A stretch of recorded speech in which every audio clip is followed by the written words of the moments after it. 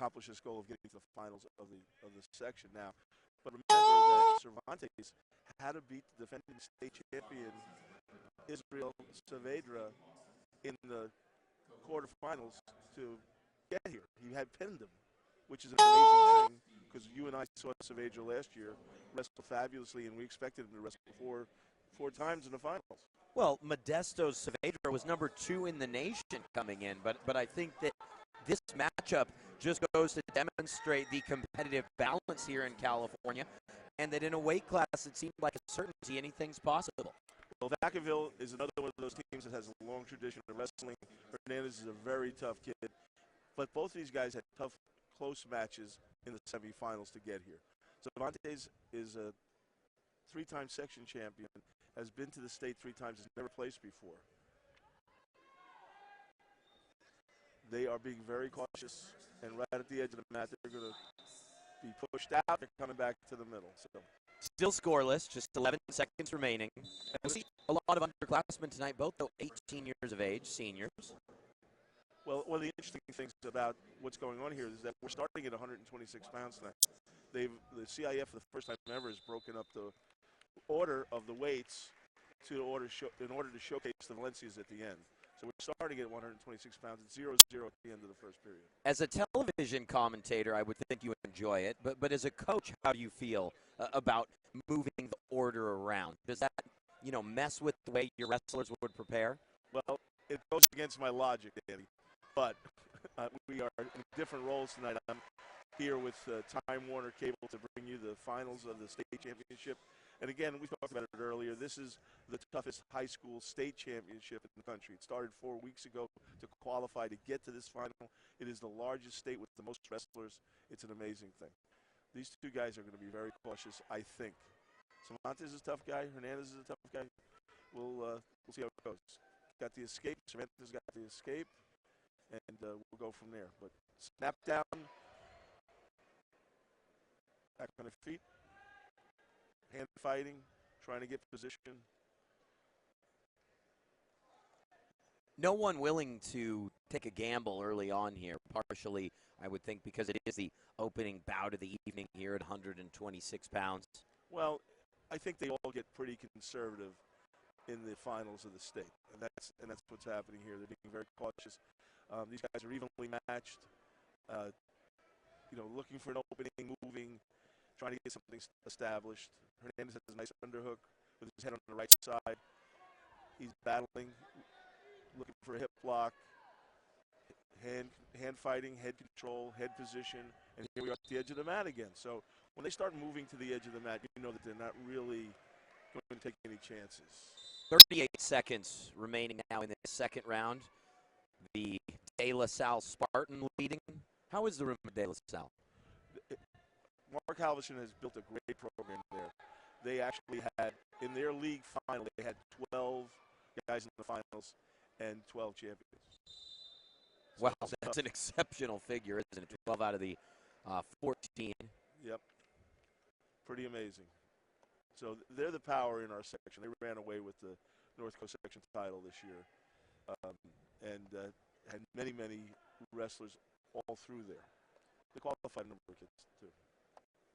Many of our listeners and viewers here on Time Warner Cable Sports, of course, know you, the coach Chris Fetter, the head coach at Marin Catholic in the North Coast section. So De La Salle, someone you know well. Know them very well. In fact, when I was at Terra Linda High School, Mark was just starting his program in 1988. He's built it into a powerhouse.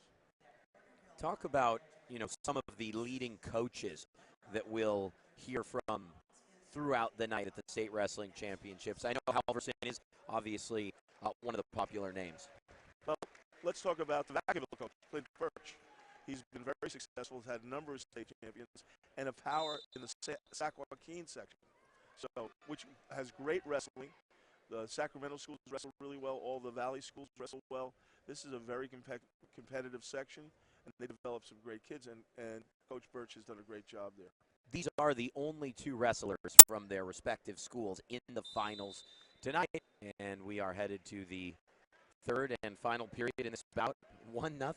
Really nothing doing, I should say, in the very opening 2. Quiet. Again, Vacaville had a state champion last year, and they continue to bring guys into the finals. So does De La Salle, and you know we give those programs credit. Again, Mark Alverson doing a great job at De La Salle, Clint Birch doing a great job at Vacaville. But then you know we'll see the Terrapellis tonight. We'll see John Azevedo tonight. We'll see the Poway coaches. And we're doing a little scramble. Hernandez is taking a chance, and he's got an escape. No, they did not lose control. Did not give him loss of control. Very nice scramble right there for both players. 80 seconds left now in the final round. Well, Hernandez has got to build himself back up to his base. He's got to get going forward. Up. Calling warning, a stalling warning on Cervantes for parallel riding. And the crowd doesn't like it. It might have been a little early on that call. So, but they want these kids to wrestle, and that's the referee's job. There's that roll again. There's that scramble. Up, and De La Salle. Cervantes rides really well. He's really tough on those hips. A lot of pressure on the back. A lot of hip pressure. He's driving forward. He's doing a very good job of riding Hernandez here. Hernandez has to get some room, clear his hips, and get out of there. That's what that roll is all about, is trying to get that space so he can move out of it. But Cervantes is riding hard, and Hernandez is up, back down. Nice job. But I'm afraid that that early stall call will come back to haunt Cervantes. And now back to center with just 33 seconds left. Kind of set the stage for us here as we close out this 126-pound bout. This is a fresh start. Hernandez needs to explode off the bottom. And there he goes. He rolls again. He's got that leg. He's got that leg. He's looking for a Peterson roll. He's in good shape here. He may get the reversal out of it. Cervantes is wrestling hard. He's still got control. He's got in a double leg position. Hernandez has got to get his hips free. He's got to get that one. There it is. It's tied up. What a crucial late move with just 10 seconds left now. We appear to be likely headed to an extra round. Nice shot from Cervantes on the edge of the mat. And we're going overtime.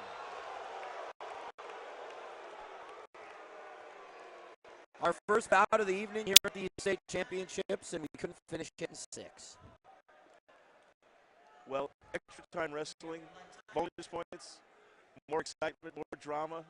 You can't ask for anything better than this. We're the first match of the night, and we're going to sudden victory. Absolutely. I actually did the San Diego section soccer championships last night for Time Warner Cable. Both of those matches went to overtime. So we're continuing a trend. You did it. I don't think we're going to 14 overtimes. Let's put it that way, obviously.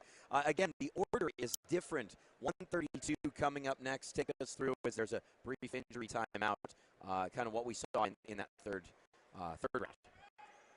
Well, Hernandez needed to get out. I mean, that's just, it's a bottom line. And they're so close. He kept hustling.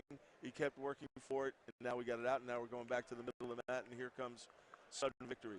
Now, the way overtime works, Danny, is the first period is 1 minute. And then the next 2 periods are 30 seconds of down wrestling. Now, if one of these wrestlers scores a point in this first minute, it's over. So let's see what happens. Maybe we'll get a little more action than we got early in the match.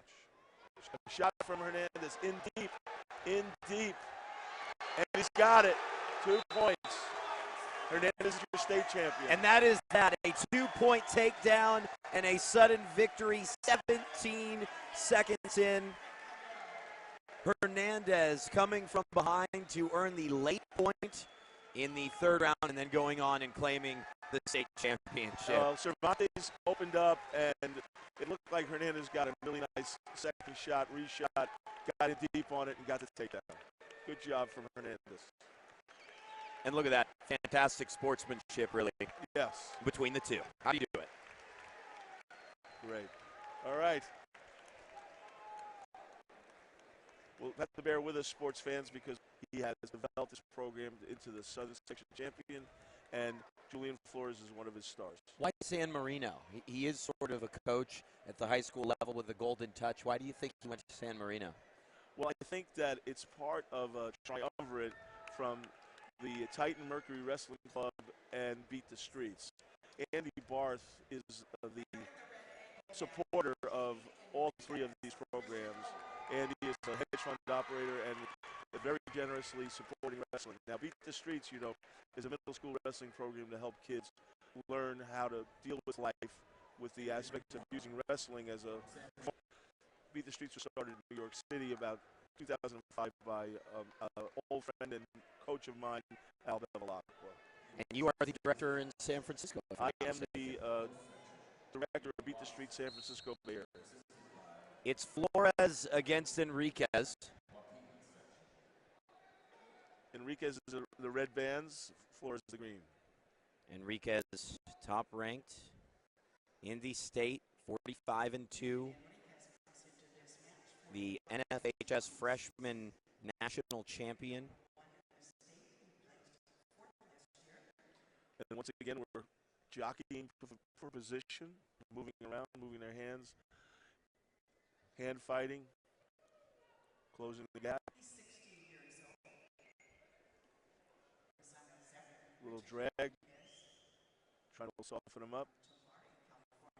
A little bit of history here tonight. This is the first San Marino wrestler in the finals. Good for Coach Acevedo. Of course, there will be another one in about 3 bouts, but that's neither here nor there. Well, we're looking forward to seeing Xander Wick wrestle from San Marino. Here we go, feeling each other out again. Again, state finals, a little more conservative than the rest of the tournament. Hand fighting, looking for position.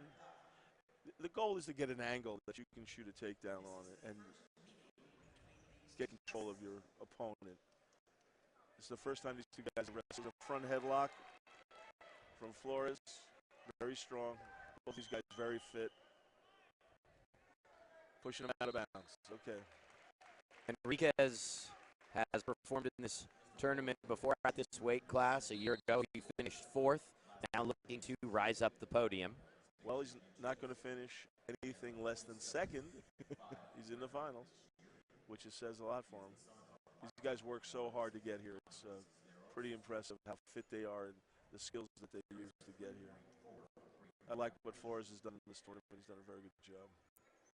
First round just about to wind down. You know, one thing I noticed, though, as you mentioned, Chris, is as we look at, as you said, all the hard work that goes into getting to this exact moment. So many of these wrestlers take the stage under the big lights here and demonstrate outstanding composure. Now, maybe it's just the way they perform on the mat, but the nerves don't seem as high as maybe in some other sports. Well, that's about the experience. These kids have wrestled a lot of matches this year. They've wrestled a lot of matches in other years, and they've been in the finals of many tournaments. And that's where you get your championship confidence, and that's what you're seeing. These guys are cool and confident. Nobody's out of control. Nobody's expending a lot of energy that wastefully, if I can put it that way. So we need to, you know, keep describing the fact that they're sparring, as it were. Enriquez with solid experience at the national level. He won the cadet nationals in Greco at 126 and then finished 2nd in the freestyle part of that event. That's that tournament, which is the National Juniors and Cadet tournaments in Fargo, and it's 30 mats inside the convention center, and it's wrestling. It's brutal. It's the summertime. Have you been before? That sounds like your dream. That's okay. I'm happy with this. Thank you. What is it about the state of California and wrestling here that sets it apart, at least at the high school level? Well, first of all, there's only 2 states that have one division, New Jersey and California. And California, by far, has the most schools competing. Over 800 high schools compete in the state of California, and there's only one champion per weight class. New Jersey only has one champion per weight class, but there's only 350 schools, so it's a different animal altogether. New York recently went from one division to 2, small school, large school.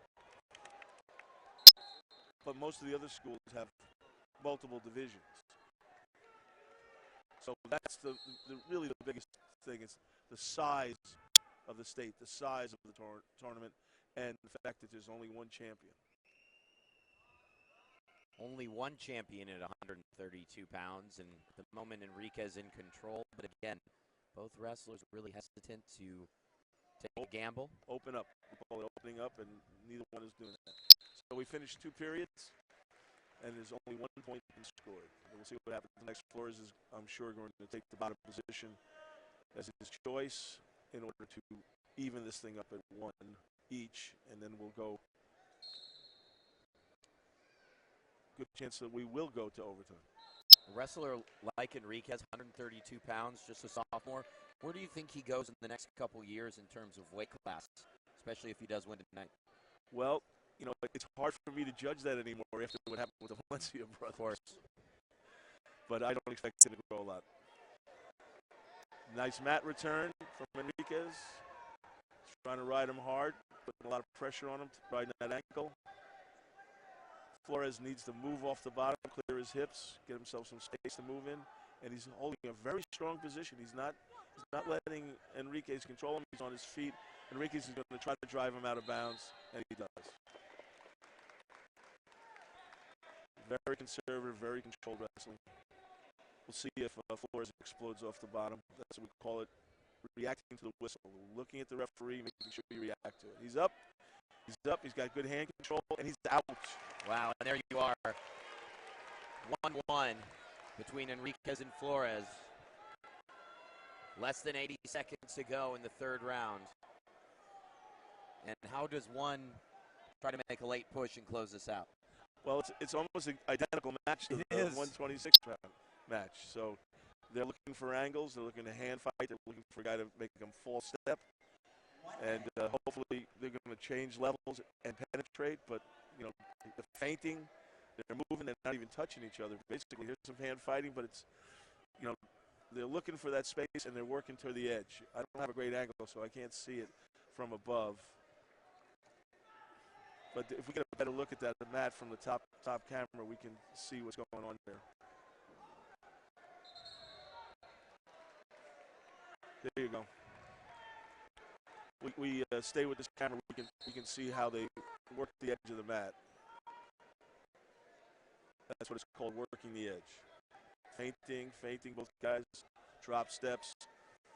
Short time, as we call it, left in the match. Somebody needs to score. If not, we're going to go to sudden victory. Both seem keen to head to sudden victory, don't they? Well, there's a nice shot. There's a nice shot on the edge, and they're out of bounds. Just 11 seconds remain now. 11 seconds is not, usually not enough time to score. 20 seconds, you have a chance. Now, it looks to me like they're just waiting for overtime. They are. We're going to sudden victory again. Dan, we two may get for 14 two. of them. 2 for 2 as Anthony Hernandez claimed the 126-pound weight class. And now here we go. It really is an identical match. And that was a very nice shot from Enriquez. Couldn't finish. Working the edge. What sort of strategy do you employ now? Do you get more aggressive as we saw Hernandez ultimately do in the opening bout? Well, I think Enriquez, both these guys have the courage. I saw Flores wrestle for the first time during this tournament, and he impressed me with his skills. These guys are evenly matched. I mean, it's hard to say, but look for Enriquez to change his level and hit that leg. And here we go, overtime at 132, just a 1-minute period. Sudden victory. Looking for a 2-on-1. Trying to tie him up. There's that snap, got the ankle. 2. And that does it. He's the first wrestler from San Marino in the finals, and he is the first state champion. What he did was get him to move. If we could see that takedown again, that would be wonderful. We can talk about how he got these kids to move his feet, got him to move and change his level, and got those ankles at the edge of the mat. Here it is. Nice snap, circle leg, got the second leg right on the edge, toes in. Textbook takedown in overtime. Julian Flores at San Marino, and that was something we talked about in the pre-show, obviously, Chris. San Marino, what they've done. You talked about cool and collected. That's how. Young program, you'd have to say, at San Marino. Yes, yes, excellent. All right, here we go to 195. The number 1 seed, Austin Flores, has dominated this weight class, undefeated, and has beaten Prentice 3 times previously. The two met in the Central Section final. They met at the Dry River Athletic Conference final first, I should say, a few weeks ago. Then for the Yosemite Valley Division. Then for the Central Section title. 4th time in 4 weeks. We'll see if 4 is the charm here. Both very tough guys. I have experience with Prentice. My 195-pounder, Nick Earnhardt, wrestled him in the semifinals of the Mission San Jose tournament, and it was a good first period, but then Prentice's experience and talent took over. He is the number 2 seed, as you said, from Clovis. Flores from Clovis North. Just a massive local rivalry. Obviously, the Clovis schools in general, Clovis the class of them, but Clovis North, Clovis West can hold their own as well. Buchanan is a Clovis school. The wrestling in this community outside of Fresno is spectacular. The standard, the bar is set there, and everybody's trying to get over it. Both guys are very good athletes. Flores probably better balance, quicker feet, and that's why he's won 3 times. So we'll see. They actually met at the dual meet between the two as well, so this is the 5th meeting, and it's a clean sweep for Flores. Both have over a 4.0 GPA as well. Prentice carries a 4.19, and Flores a 4.3. Flores working the dump. He couldn't make it happen. Nice aggression. Prentice fought his way out of it. Now that brings us to the Terrapellis. Steve Terrapelli, the head coach of Clovis High School, and their 5th straight state championship. We're going to see a few Clovis wrestlers in the finals tonight. This is the only Clovis North wrestler. We will see 5 in total. 1 young man coming up. 5 finalists for Clovis High School. You have 1 young man coming up with a last name. I'm not sure if you've heard of it before. It's Nevels. If you say so. Seth Nevels at 220, and then AJ Nevels will close the night against Saeed Valencia at 182. The 3rd and 4th of the Neville brothers, following Zach and Nick, both college wrestlers. Flores will be a college wrestler as well. He's verbally committed to Stanford. Oh, great. Coach Borelli's putting together a great program there, recruiting very well for the state of California.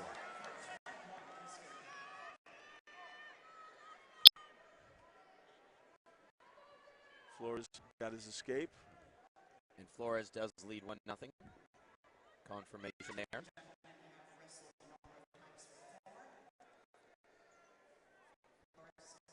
Here in the 5th meeting at 195, the Rabobank Arena. I have to say it's rare that you have that many contacts with the same guy. It's very, very rare. Is that simply because you're not going to always have your greatest and strongest rival be in your same league? Exactly. Exactly. To have these 2 guys in the same league, seeing each other virtually every other week is, it's so unusual. I have to address it that way. But at the same time, would it surprise you if Prentice were to go on to win?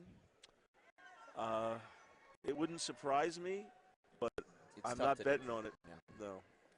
I mean, and typically for a high school wrestler to have the mental toughness to change after losing 4 times. Now, there's a very famous wrestler who is the coach at some college named Penn State, who I think he won an Olympic medal, but he had to change his style completely to beat a Cuban wrestler who had his number. And he finally did. He changed his style completely in order to beat the Cuban. So it's possible, but I don't know if it's possible at the college level, at the high school level. Just to draw a parallel to last night's broadcast on Time Warner Cable I had in soccer, one team, La Costa Canyon, lost to Carlsbad 3 times on the year and came back to beat them in the 4th meeting in overtime. So well, at this level, at high school level, you just never know. There's so many unexpected storylines that come our way, aren't there? That's why we love high school sports. That's why we like, as Americans, we love sports. So, Prentice is out. I think we're going to perhaps a chance to go to number 3. No, I'm kidding. I don't think we're going to get there, but we'll see what happens. Still a ways to go. Hold off. We're hand fighting. Got plenty of time left in the 3rd period. Inside 100 seconds. These are both big, strong kids, very good athletes. You know, they're peaking at the right time. They've trained hard just like everybody else, but, you know, really good-looking kids. When does Flores start to really make his move? I think the Prentice is wrestling a very smart match against him right now, and we'll see what happens. But we got a little blood time here. Is that what's going on? Yeah. So,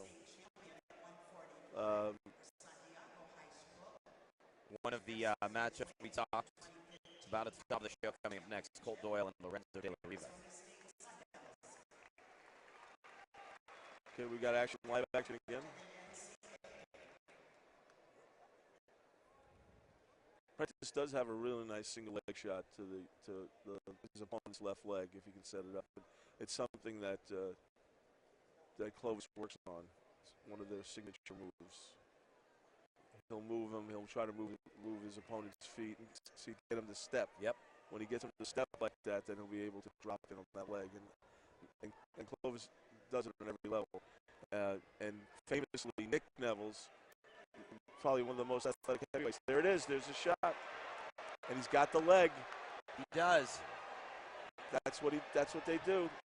Flores has got to work. Great balance. Can Prentice score a crucial takedown? They're going off the mat. They're going off the mat. Boy, that was a smart play from Flores, really. And a great single leg shot to Flores' left leg, wasn't it? Nice setup. There goes Flores on the inside. And he scores 2. That's an inside single leg. Some people call it a high crotch in that position. I call it an inside single to the outside. It's a head on the outside. 8 seconds left. And it appears good timing, huh? The 5th time will again be the charm for Austin Flores. Good timing, huh? Prentice, who throughout his previous 4 matches had gotten closer and closer to Flores, just could not break through, and Flores, the deserving state champion. Undefeated, yeah. Beautiful. Nice shot, inside single. Look at that. Oh, crack down, limp arm out, got the 2 points. That was a very good wrestling. And give Prentice credit for wrestling really well against the guy he's lost to 4 times. Now 5. All right, the Neville brothers. It's not a rock and roll band, folks. Oh no, we got Colt McCoy next. You were already bumping up to 220. You were in the mode where we would go from one class to another in terms of actual weight, but remember, this is based on matchups now and on a different order the CIF constructed. Yeah. Against a pretty tough kid, Lorenzo de la Riva from Folsom in the Sac Joaquin section.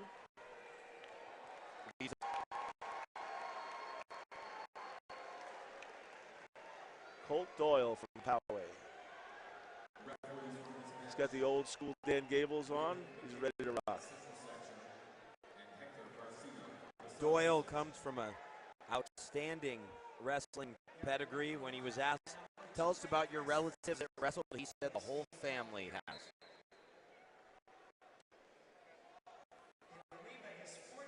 Is he being recruited? Is that information?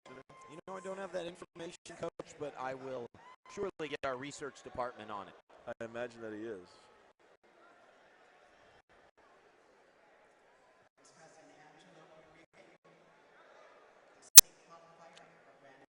I expect to see a lot more action in this match in the first period. Why is that? I think that Colt has shown us great aggression throughout the whole tournament. There it is, that's that shot. He's in deep on that single. He's going to get that other leg. He's got the other leg. He's stretching him out. Nice. That's 2. And he's stepping over the ankle. He's in control. Beautiful control, shot. not even a minute in. Oh, beautiful wrestling. Now that's a level change. He got down on that to get that leg. Doyle leading 2-0 halfway through nearly the opening round at 160. Sort of going to plan at this point, isn't it? Well, Coach Brandstetter is another legend of coaching. He's in our California Hall of Fame for coaching. He's done an amazing job in 30 years he's been at Poway. And what Colt put in his information sheet for the finals was, I have to give credit to Grandpa Brandstetter. Why does he call him that? Just because these guys have been around forever. Legend, yeah. Very nice. Very nice. I don't expect De La Riva to stop wrestling, though. There's that roll. Poway, can he recover? Oh, what a nice job of mat return. Wow. Wow. That is superlative. That's all I have to say about this. This kid is tough, tough, tough. Driving, riding. Got him flat on the mat. He's aggressive. We got a short time here.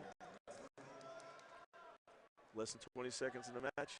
He's looking for a pinning combination. He's looking for that bar arm. He's got good control. De La Riva is not able to do anything. And as we said in our stand-up earlier, I expected complete dominance from Colt. That will end the round, not the match, Coach, but it does seem like it in some ways, doesn't it, without dominant Doyle, Ben? Yeah. All right, he's not deferring. He's going to take the bottom position.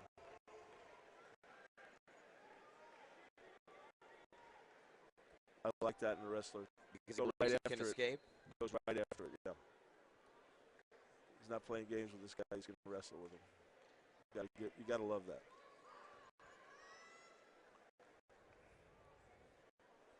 Second period underway between De La Riva and Doyle. You're on Time Warner Cable Sports.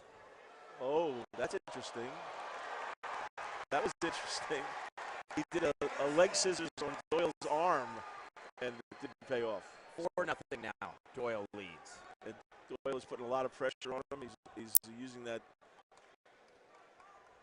cutting him. All right, let's see what happens now.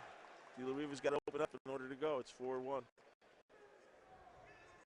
Doyle still in complete control here in this fearless second round. Fearless. Great head position, good snap.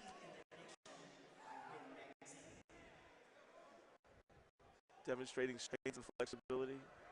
Great conditioning. I mean, you give him an inch, he takes an absolute mile. Oh, yeah. Don't make a mistake against this guy. 45-0, Colt Doyle. Two-time All-American. I think he's asking De La Riva to come. I think he's asking him to come. There it is. Yep. 2 more, 6-1. Just bulldogged him right over. Just ran right over the top of him. Took a little shot in the head to do it, too. That was really nice. There's that roll again. And the return to the mat. Okay.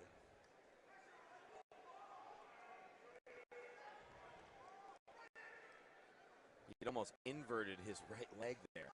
Yeah. Hopefully we'll get a shot of that last takedown at the end of the match so we can tell people a little bit more about it. Here's a tilt. Oh, he lost control of it and didn't lose control of De La Riva.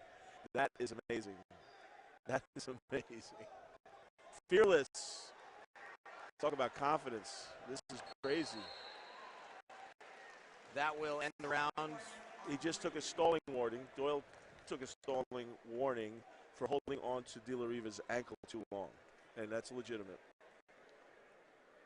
There's that scissors on Doyle's arm, and he circles around and gets the reversal.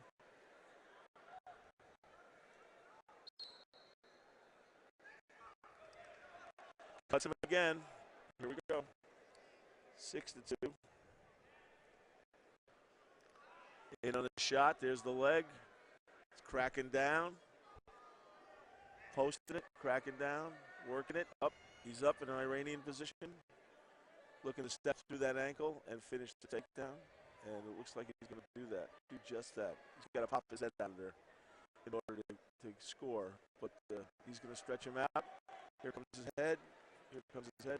De La Riva's holding on for dear life. Leg scissors. Here comes his head.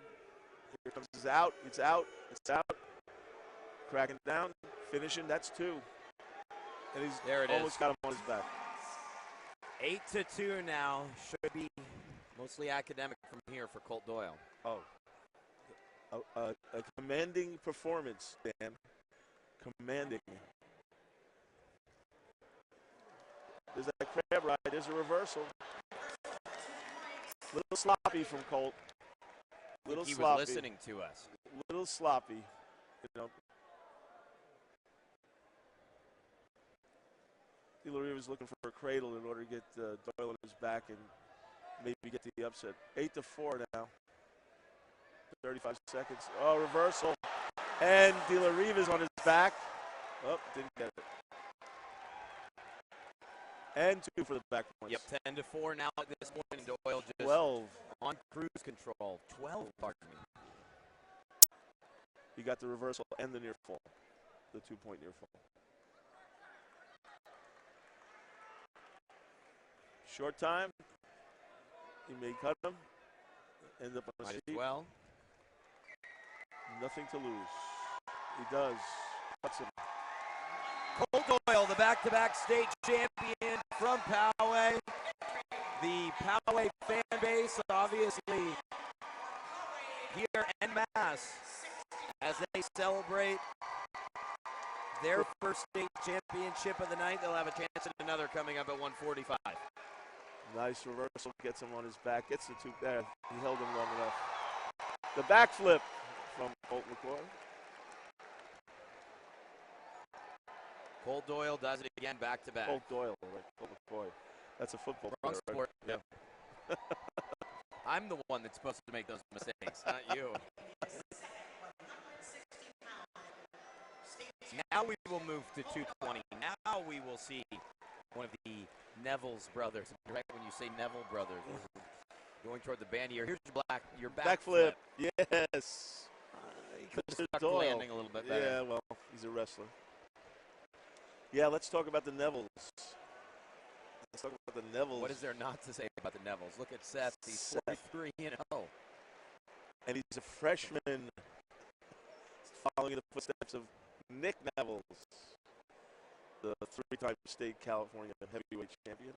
Who's now off to Penn State. We saw him close the event last year. He's a redshirt freshman at Penn State. I think he had some leg surgery. I saw him on crutches in the concourse earlier.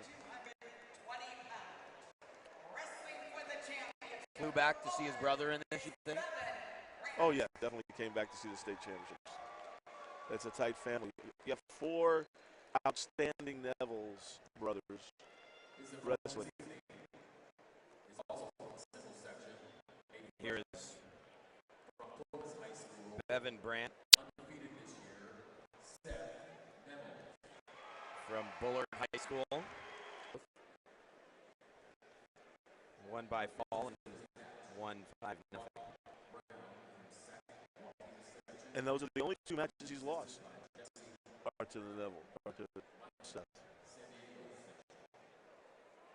Well, here you go.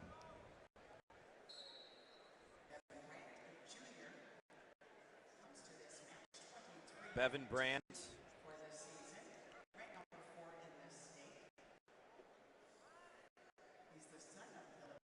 Who both of his brothers, Philip and Richie, Both took second in state.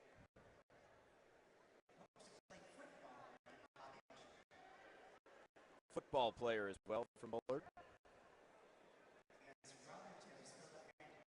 And he's a junior. Okay. Got another year to go. His hobbies, he says, are eating pizza and chicken strips, which he and I have a lot in common. Okay. When you look at Clovis and what the Terrapellis are able to do, and the fact that, you know, this is yet another Neville's, it's just a perfect storm, isn't it, for this young man to have a remarkable career? Yes, definitely. And he will, if he's only a freshman and he weighs 220, I got to imagine he's going to keep growing and, you know, grow into a substantial heavyweight. And they're in great demand on Division I wrestling. So I'm sure he'll follow it with his brother's footsteps to D1.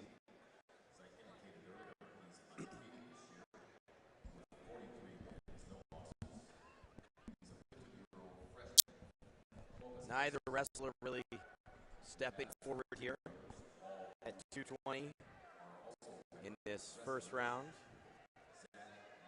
Up next, 152, then we'll move over to heavyweights before jumping back down to 145. Branch trying that front headlock on Neville's. Neville's is not uncomfortable in that position. There's a couple of things that the big guys from Clovis do in that position.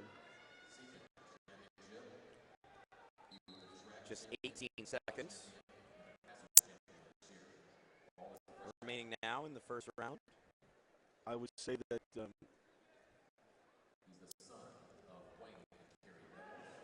there's that single leg to the outside leg. There's that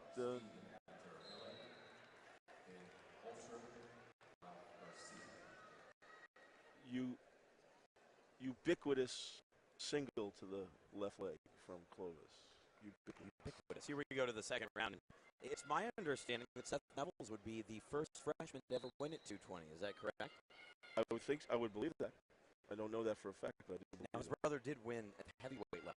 First freshman that I'm aware of. First and only. Yeah. Can another Neville's? Now this is where Seth is very dominant on top.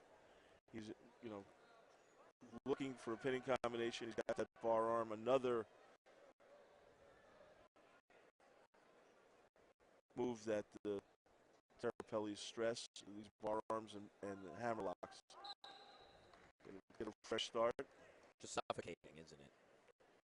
When he's they put a lot of pressure on him, and it's every kid, and we're going to see that when we see MEJIA wrestle. And that's outlined in their strategy, really. Yes, it's part of the philosophy, definitely.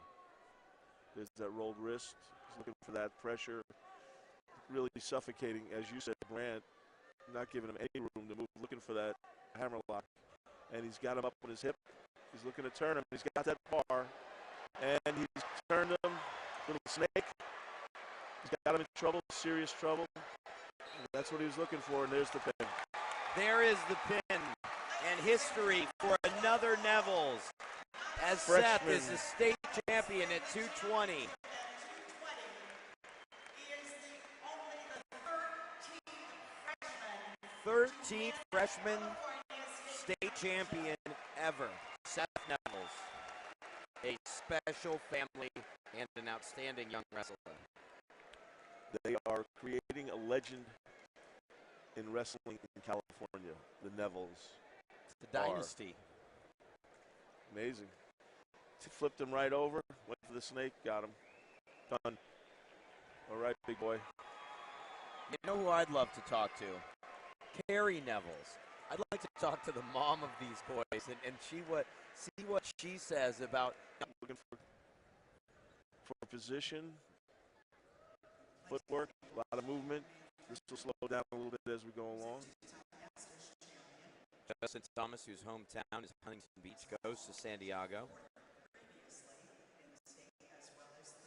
3.8 GPA, two-time Masters champion. He's also a surfer. We talked about San Diego last year being a very tough room, and I think they're developing, you know, very good wrestlers out of that program. So maybe we can give their coaches a little credit. Paul Herrera, Joe Herrera, and Steven Gutierrez. Doing a very good job in San Diego. Out in Corona. It's a long way from Huntington Beach. Surprised he didn't wind up at St. John Bosco even. One would think, right? Inside of a minute into this opening round. Position, footwork.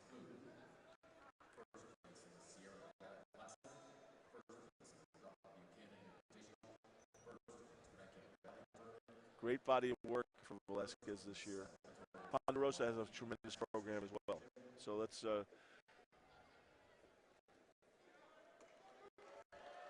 Tyson Escobar, Soren Murphy, John Garcia. Tyson Escobar is, a great wrestler in his own right. Velasquez hopes to continue wrestling at a D1 school. Says when he's done with college, he wants to be a nurse. Pretty interesting. Must be a very caring guy. Not on the mat. I'll tell you that much. Yeah, he doesn't care about that part of it. 54 matches is a really staggering figure, isn't it? Well, again, remember we talked about that the state tournament starts 4 weeks ago, and you can wrestle up to 5 matches, a weekend to get here. So, and then it's a 2-day tournament here. So, well, and he won Sierra Nevada, Dr. Buchanan, Temecula Valley. He's been all over the state. Well, there is a thing called match count, which allows you only 35 or 36 matches in the season before the start of the state qualifier. So he's wrestled 20 matches since then.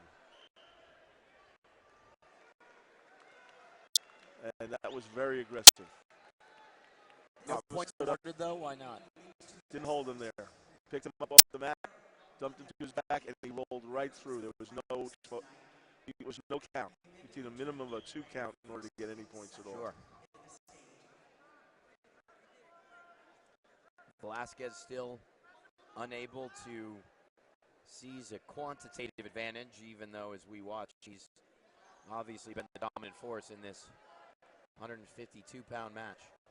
He's working, though, and I give him credit for that. He's not just hanging back. He's looking to turn Thomas. He's putting a lot of pressure on him. He's coming out to the side. He's not just riding parallel, as we said earlier. He is perpendicular, and he's showing a move. He's trying to get that hammer lock.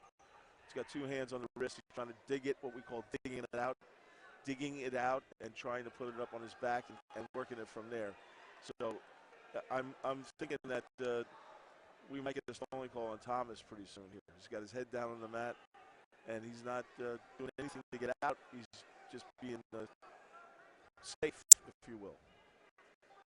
Strategy seems to be working at the moment as we're still scoreless. Well, winding down in the second round. He's cleared his hip. He's getting to his feet. He's working on hand control. We'll see if he can actually get away. Good balance, good strength in his hips and legs. The stalling call on Velasquez for not returning him to the mat. And he's still trying to do that. But he took the single leg. He's picking it up. He's got control of it. Final dozen seconds. Short time. He can hold on to that leg without giving up the 1. He has an advantage to that. That's stalling. You can't stay down on that leg without getting called.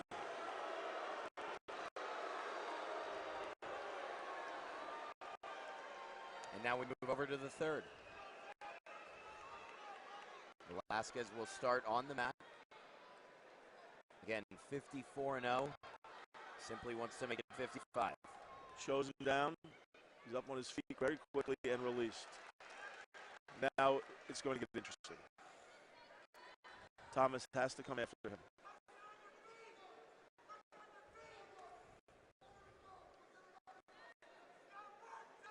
Now he's already got the stalling warning, though, so if Velasquez shows no movement forward and he has to go forward, he should get called if he doesn't go forward. He's been backing up, he's been circling. He really hasn't put any pressure on Thomas in a forward manner. He's got to show some sort of shot. Thomas has tied up his fingers. So There's no way this ends 1-0, is there? It's very conservative right now on Velasquez's part. And it's a long way to go. It's over a minute. And both these guys are very good. Very good athletes. San Diego versus Ponderosa, Southern Section versus Sac Joaquin.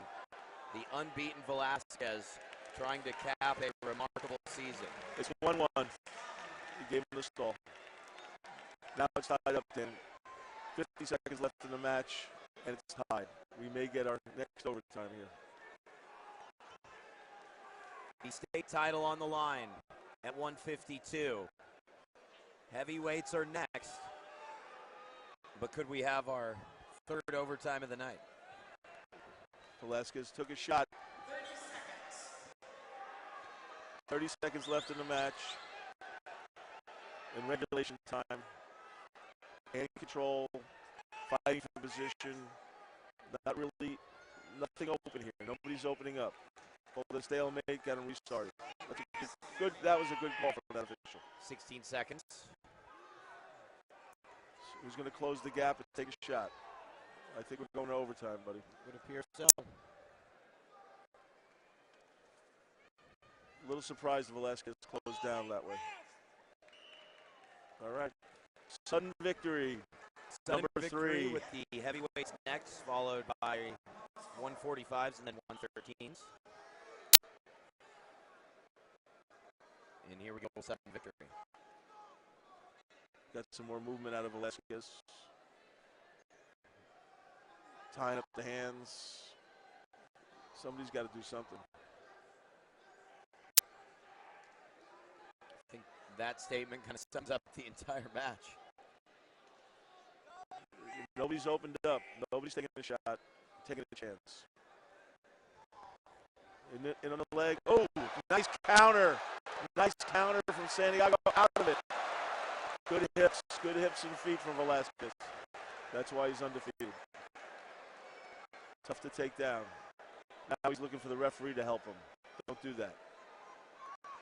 Thomas should not do that. Don't be looking at the referee. The referee will call him if he feels it. He's warned him. He's warned him, and he's backing away. Velasquez is backing away. Wow. Wow.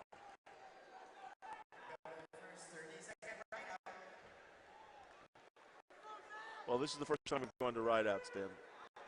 And we'll see 2 of these periods. Automatically, there's 2 periods. Yes. Unless there's a fall. So Velasquez is choosing down for the first ride-out. We'll see what happens. He has no trouble getting away. It's barely 2 seconds. And now, here we go again. So 2-1 Velasquez, but again, there will be a corresponding period to follow. There'll be another ride-out period. If there's no points here, then Thomas has a chance to tie it up once again, and then we'll go to another sudden victory scenario.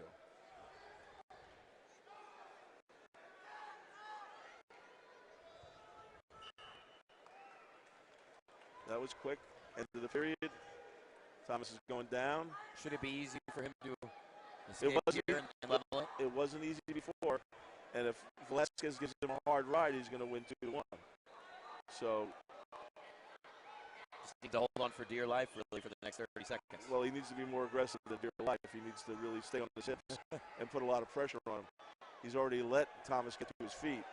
He's dropping down for that single leg. Now, if he holds on to that leg and does nothing, then he should get another stalling warning and tie it up. Oh boy. The referee called stalemate and not stalling. You have to move up off that leg. 13 seconds left now here. Velasquez, 10 seconds from going to 55-0. Thomas's coach calling for a stall. Still wanting the stall, but he's not going to get it. Zach Velasquez, state champion in an interesting and debated, really, 2-1 victory. What do you think? Wow. I don't know what to say. Velasquez did not wrestle. He did not wrestle. And that's why we're hearing it from the crowd, isn't it? Yes. Very unhappy. People are very unhappy about this. This is a knowledgeable, smart crowd of wrestling fans. And I imagine that the fans watching our video of this thing are also thinking, wow, what happened there?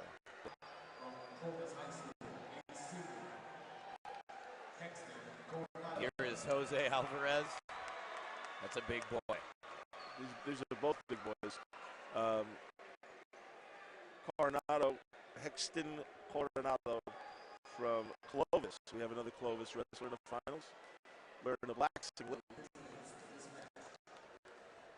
Have they wrestled before, Dan? Alvarez and Hexton Coronado met in the Central Section meet a week ago. A 4-minute and 30-second pin for Coronado. It's the only record of them meeting that I've been able to locate. Okay. So Coronado has beaten Alvarez by a fall in their section tournament. It wasn't easy. In the third round. Well, heavyweights wrestle differently than the rest of us. Yeah, talk about the difference in how heavyweights wrestle. They're looking for underhooks, knee taps, hand and head control. Nobody is actually going to go underneath for a single leg. The last guy that we saw do that was a gentleman named Nick Nevels, who had a great single shot.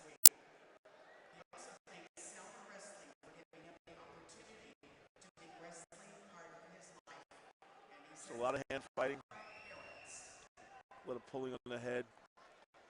Coronado with 37 wins, 31 pins. Sorry.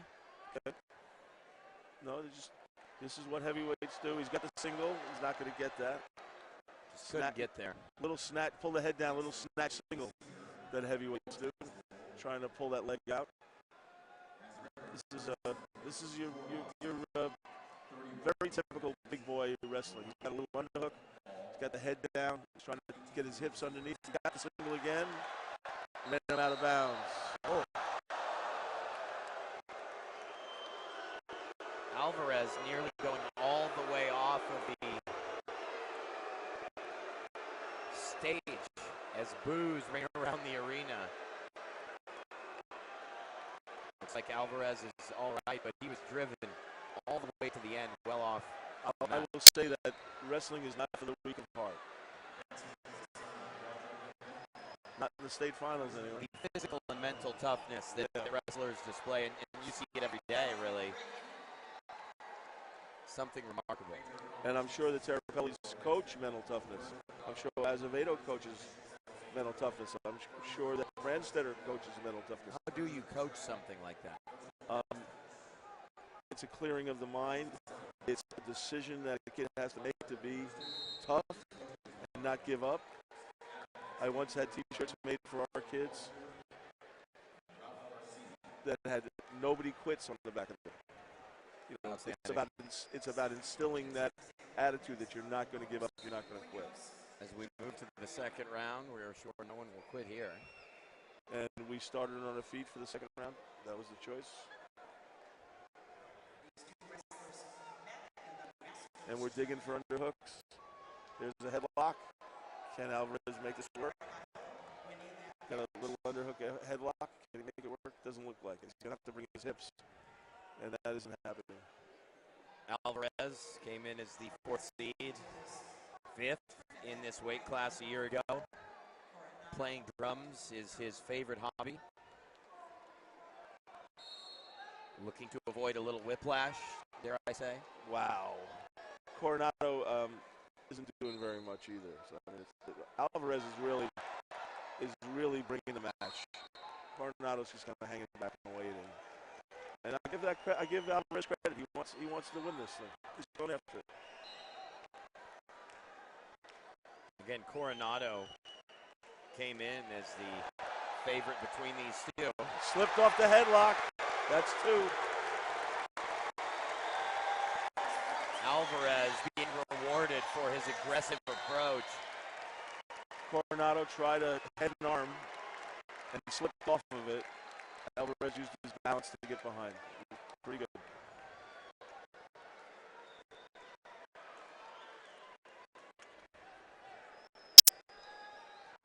Clovis coaches are telling him to get off the bottom. Get up. Get up. Get your head up. Get going. And he's on his feet. Nope. Alvarez is wrestling hard. Get the ankle. Broke him down.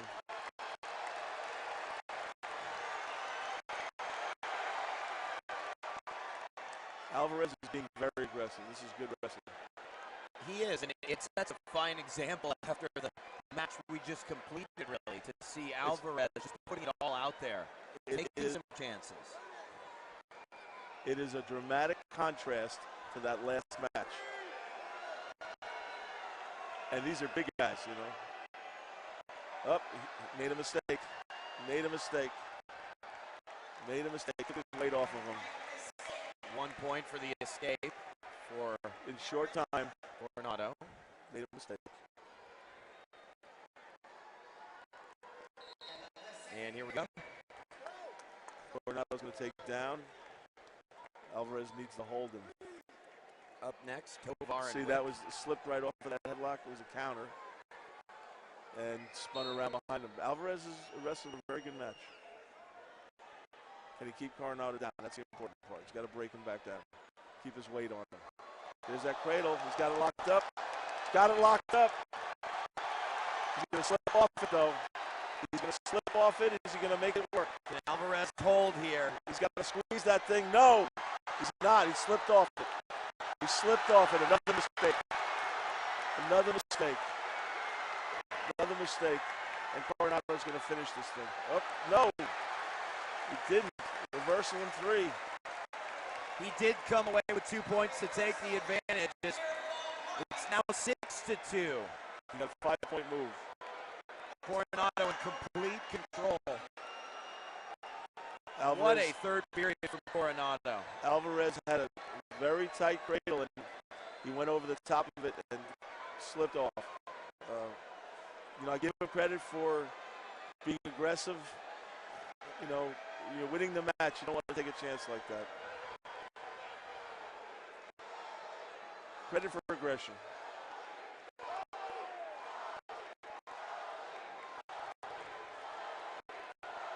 He's got the wrist rolled. He's not small. He's out to the side. He's working it. Now he's got the hammer lock. This is a patented Clovis technique. It is. You can see the coaches, too. Their body language for Clovis is just tremendous as they look to looking to tilt him off of that. State champion. He's got it up on his back. We got short time. That's that, Chris. Yeah. No, he's not. Alvarez is not pulling a rabbit out of a hat here. Coronado's holding on, riding, pressure. Alvarez is running out of steam. Nice effort, though. Absolutely. You have to commend him for his approach throughout the match. He is, both wrestlers really are just absolutely gassed. And Clovis has another state champion. 3 of 7 so far tonight.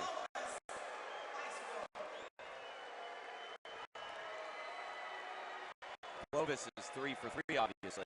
Another Clovis wrestler sporting that bottle blonde haircut. I think they all are. I think it's a trend as he leaps into his coach's arms. That's some joy. Jumping for joy. On there. And here you go, Chris. There's that cradle. He slipped right over the top of it. Ah. You know, dangerous. Dangerous state final. Just to set up the next steps in the program here. Ralphie Tovar and Xander Wick, followed by David Campbell and Justin Mejia. It should be a great match, Wick and Tovar. Xander Wick, Southern Section champion, 38-4. Looking to become San Marino's second ever champion after their first was awarded tonight. Julian Flores in the second bout. Ralphie Tovar from Poway, 42-2. Also looking to become his school's second champion.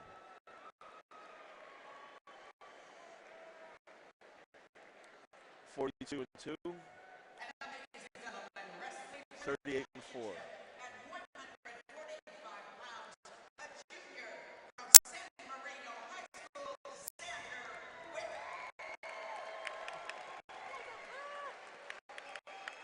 I really like this kid, Danny. Yeah, you do. You've talked about him a lot throughout the weekend. What excites you about Xander Wick? What sets him apart? I like wrestlers who bring offense. To me, offense is the best defense. And confidence, speed, and power, and I think that Xander Wick displays that when he wrestles. Now, Ralphie Tovar is a tough guy. This is going to be a good match. These are the #1 and #2 ranked wrestlers in the state. Tovar, the top ranked. It's a picture of Coach Brandstetter in the green baseball cap. Tovar's a 2-time state medalist. He's determined to be atop the podium. A flow and NHSCA All-American San Diego section champion. And here we go.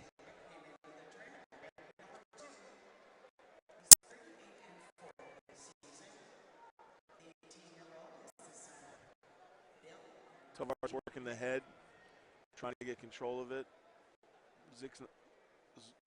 Wick's not giving him anything really to work with. He's got a chin locked. He's looking for that front head. He's on his knees. I don't like a front headlock on your knees. He's got that hand posted. This is a well-coached kid. Well coached. He's got control. I don't know what they called the stalemate they were starting. Fresh start. Movement. We're getting more movement in this match already than we had with Velasquez. 45 seconds in. Ralphie Tovar is 42-2. He was third at Flow Nationals. Nice pick. 2014. Can't make it work. That was an underhook to a knee pick. That was pretty well done, but he couldn't finish it.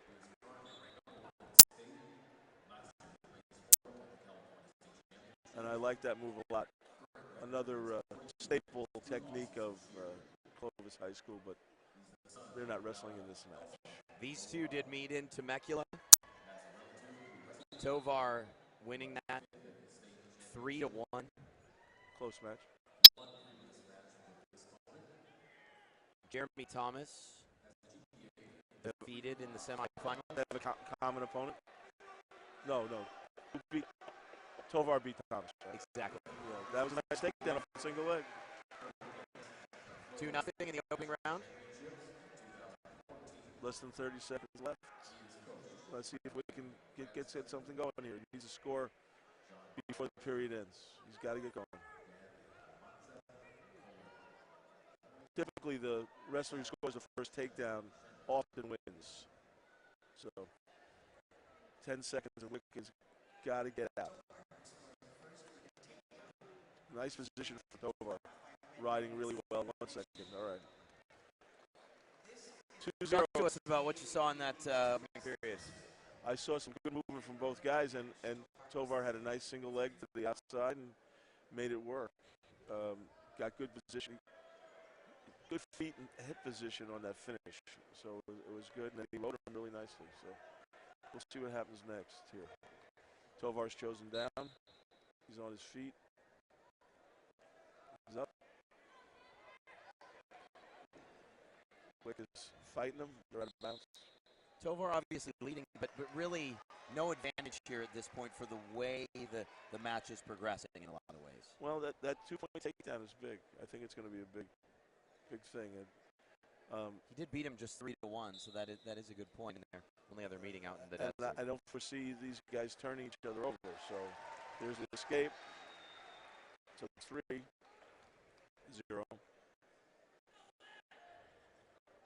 Working those 2-on-1s. He's in on the legs. Wick's got to move. If he can't stay still there, that front headlock's going to be good. Front headlock puts a lot of weight on your head and shoulders and wears you out. Absolutely. Just about halfway through this bout, an important third point now for Tovar. Movement, he's got to move. And the young man from Poway is in control now. Oh, it's plenty of time in the second period. So. Needs some movement. He needs to move. Don't look at the clock, kid. Keep wrestling.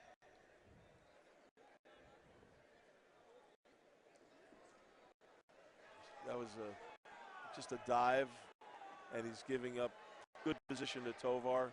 Tovar's got that ankle. He's got a cross face. And he's working the side. He's working the side. Pressure on the shoulder. He's got the leg again, and he's going to score the takedown.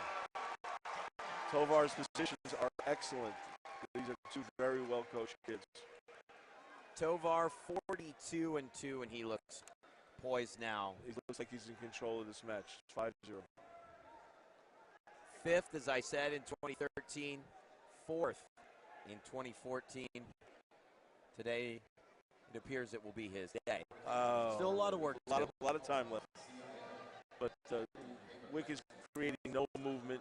He's not being explosive. Just a short time in this period. 5 points in a match like this is hard to come back from. And that will end the second round. And Wick is going on his feet. He's chosen not to go underneath Tovar now, but he's going to have to take him down and cut him, and take him down and cut him. So let's see what happens. He's going to have to go after him. Opening 10 seconds, he does have to go after him. What is the strategy now, trailing 5-0? Just you need to fall at this point. You've got to open up and let it all out. You cannot hold anything back if you want a chance to win this. Wick is a junior. Tovar's a senior. Yeah. So I don't know if he's thinking, oh, it's my year next year, but that's not the way you need to look at this. He's got to go after Tovar. Tovar's not giving him anything. He's really has a sweet defense. And, working that head. He's been working that head the whole match. He's doing a really good job with it. This is a good strategy from his point of view. Clinical. 70 seconds remaining. Tovar just kind of on cruise control now. Well, he's not going to shoot. Wick's got to do the work. No, he shouldn't. Wick's got to do the work. He's got to go after him. He's got to shoot, reshoot, keep the pressure on him, and he's not doing that.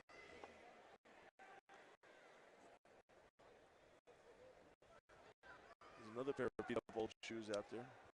You love seeing that, don't you? I like the old Wrestlers school are stuff. superstitious guys, too. That's right.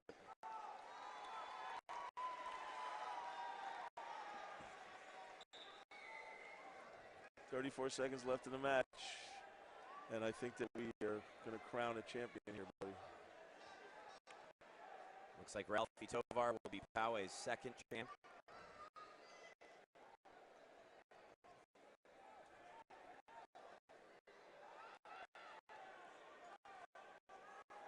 Love Colt Doyle, though.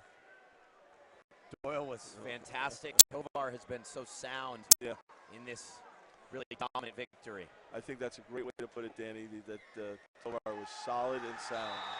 Tovar, the second champion for Poway, flexes as he is the champion at 145. Coach, wrap this one up and also in a moment introduce us to what's next. Justin Mejia.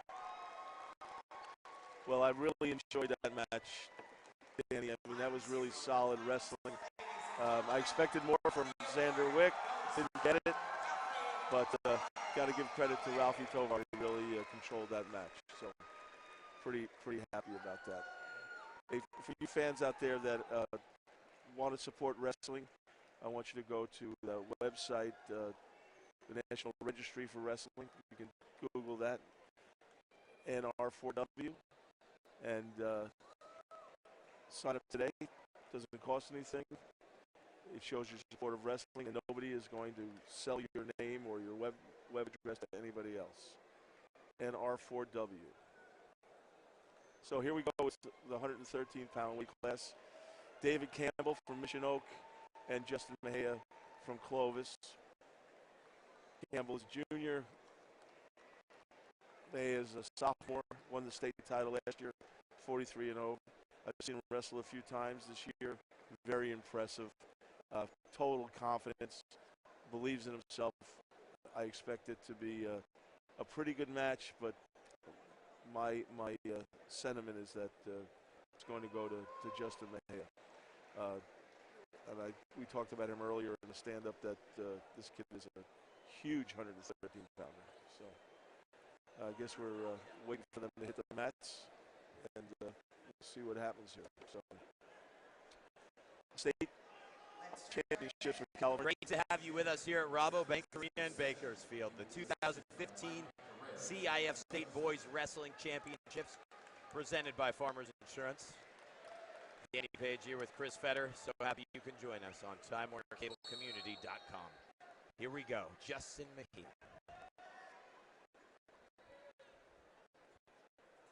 And I think it's a little unfair to just focus on Mejia. David Campbell, 41-4 on the season. Oh, he's solid. There's no doubt about that. And he's a big kid too. He's got great length for a 113-pounder. So, and he wrestled some very good wrestling to get to this final. I mean, I just think he's outmatched. So we'll see what happens. Have they wrestled before? They have wrestled once before. It was a 5-0 win. So the undefeated Mejia. Good positions. Front headlock, spinning, snaps. Looking to shuck him. Campbell's backing up. Can we get an overview of the mat, see where they are on the edge? Takedown right on the edge. He's going to score. Thank you. Can he finish it? He's stepping over that leg. He's in great position. Very close. Campbell's holding on. Campbell's holding on. This is a real scramble right here. And Mejia, I think, is just too strong for Campbell. They are off the mat, and with 46 seconds left in the first round, we'll move back to the center. What a scrappy bout, although we have a little blood time going on. Blood time. Oh, I don't see Campbell backing down from Mejia. Isn't that great? And, you know, we talked about, we have one that they could pull off a massive upset throughout the weekend. That's why we wrestle them, right? See what happens. That's why you wrestle. I just talk. Okay. That's why they compete. There you go. Come on, let's go. Get together, boys. Yeah, what are you looking for, just from a fan point of view here? There's a shot from Campbell. I just think Mejia's hips are just too tight. They call the stalemate there already. That was quick. Jimmy Chin is our official with the whistle. College and high school ref. Well respected. Yeah, talk a little bit about the circuit of officials and how they're rotated in and out from bout to bout. And are most of them former wrestlers themselves, obviously? Many are. There's a Kenny Goudreau is here from Sac Joaquin. He's also a college and high school official, but a state champion in California at Bella Vista High School, and was coached again by my friend Ronnie Russo at Columbia. But they love the sport. That's why they're here. And these are the referees that get to come to the state tournament to officiate are the cream of the crop, and they come from every section in the state of California in order to do that. It's quite an honor. Absolutely. It's an honor for us to be here on the floor with surrounded by so many passionate fans of the sport, Chris. I love doing this. I'm glad to be here. Pleasure to be working with Time Warner Cable Sports, the CIF State Wrestling Championships presented by Farmers Insurance. And our producer, Christian Holiday, is a wrestling coach.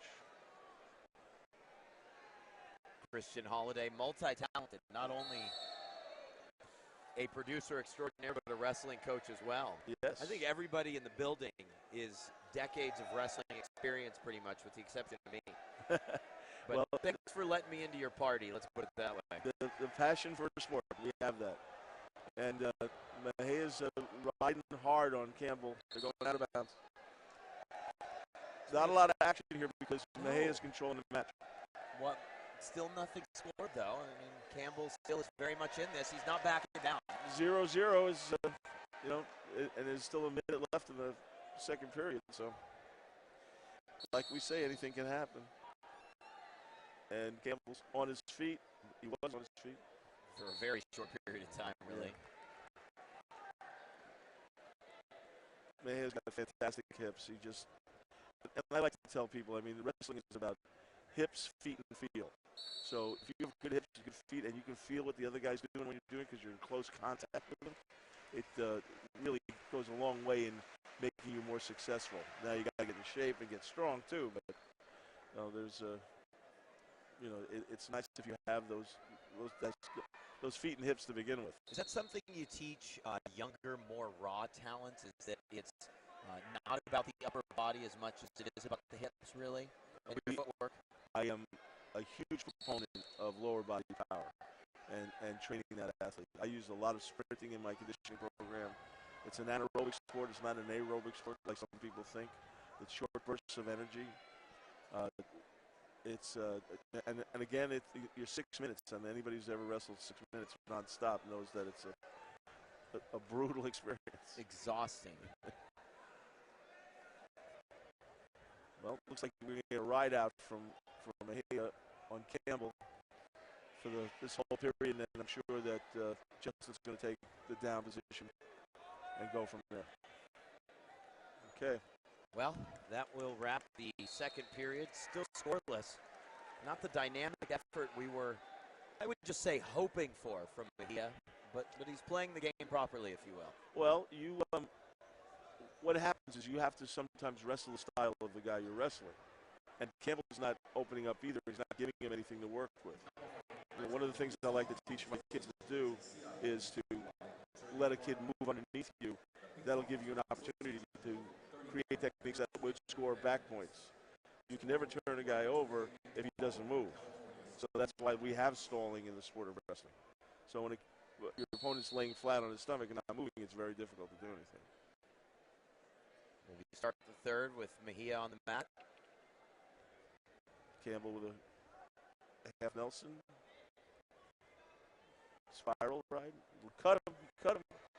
And Mejia's right in on top of him. And he's in deep. Mejia up 1-0 now. After that escape. They have not given loss of control. So he's going to get at least one. Yeah, there's loss of control, so that's 1 point. So now it's 1-0, Justin. Now here's another kid like we were talking about, Israel Saavedra, who lost his opportunity for 4 state championships. We have a kid here who has an opportunity tonight, get his second, and possibly get 3 and 4. He hasn't been as dominant as we thought he would, though. Well, I don't think Campbell's given, is not giving him really. It's a matchup of contradictory styles that make it more difficult. You wrestle a guy like this that's not up to your style. I mean, Campbell has taken a couple of shots, and he's going after it. He's getting deep. He's in deep. He's not going to get this takedown. He's in deep. 45 seconds now. Mejia, at the moment, clinging to this 1-0 advantage. Campbell's going to try to step over and put his legs in and get control, and he may do it. I didn't see control there. 35 seconds as Mejia looks for his second state title. Can we see the end of that period, the end of that flurry, please? We'll try to get that to you as soon as we can here. We see the end of that flurry. Mejia defeated Campbell 3-1, 8-2, 5-3. Again, the most recent meeting, though. Just 3-1. This is 1-0 at the moment. 30 seconds remaining. Well, Campbell's going to get aggressive, and he needs to. He is losing. Got the warning. He got the warning. He's in on the leg. He's deep on the leg. Up. Here we're in a scramble. We're in a scramble. The final 10 seconds. Can Mejia claim the second crown? 3, 2, And Mejia absolutely holds on as boos ring around the arena.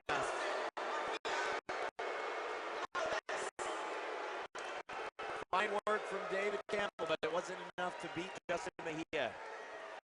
Make some sense of what just happened. Well, I think that flurry on the edge of the mat, that we're going to get that. No, this is the last one. This is the last one. There's no control here. I mean, I know it looks like it is, but there isn't any. And they both locked legs. The lock. There was no control. I mean, the one earlier on the edge of the mat, it didn't like the control to me at that time either. But the fans at Rabobank don't agree. They're saying show the replay, but we've had a look. And let's move to 106 now. Well, CADE OLIVAS and Liam Cronin. What can I say about CADE OLIVAS? Freshman, 45-0, world-class wrestler. He's been across the world already competing for the United States. The guy is really something special. Liam Cronin is a good wrestler for the Southern Section. Southern Section 3, this is the Southern Section champion.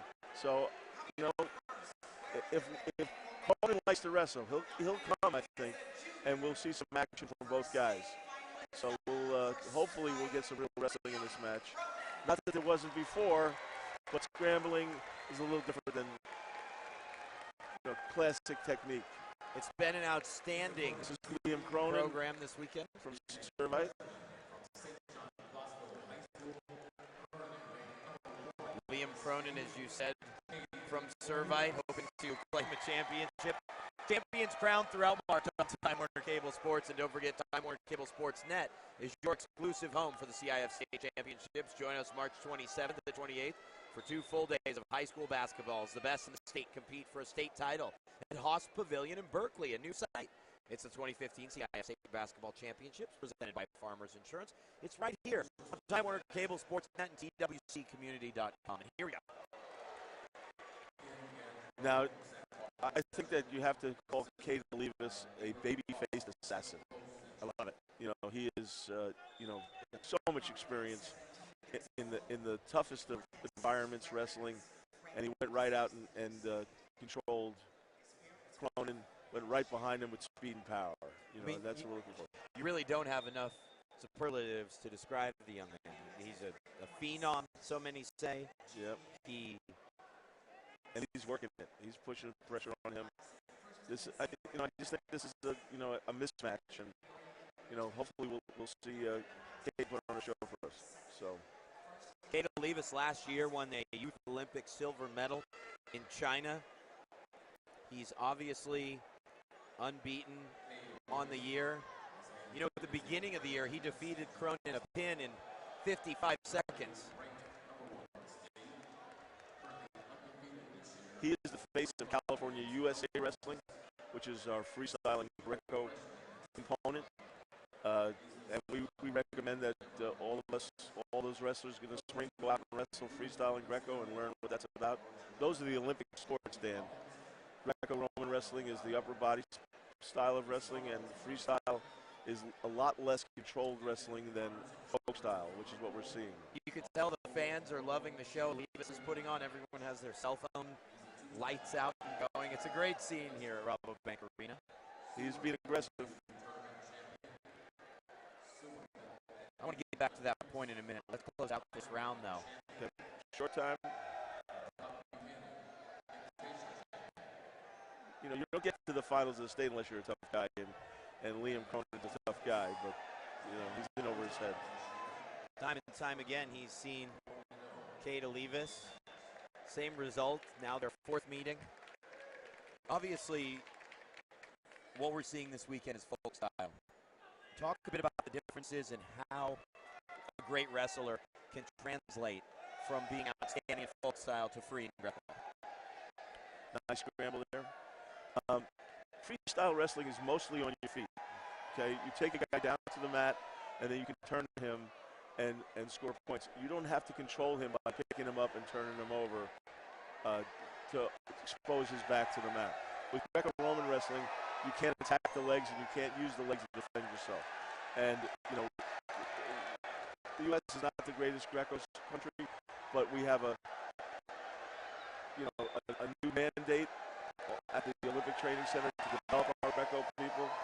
So we'll see what happens. But CADE OLIVAS is a great freestyle wrestler, and that's what he wrestled in China.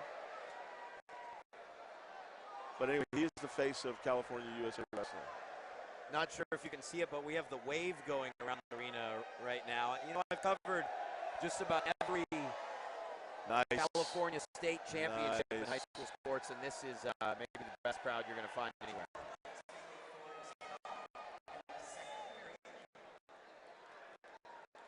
.126 remaining in the second period.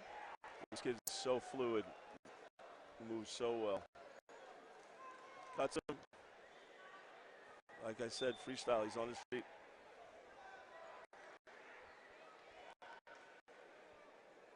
Could be an international sensation in the making, really, in terms of.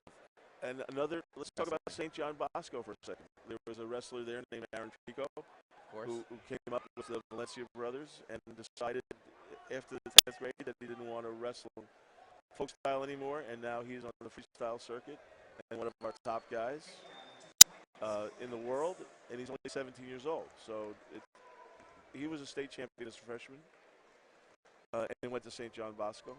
Now we got CADE OLIVAS at St. John Bosco, and we got the two Valencia brothers graduating from St. John Bosco. They're doing, you know, bringing in some great kids as individuals.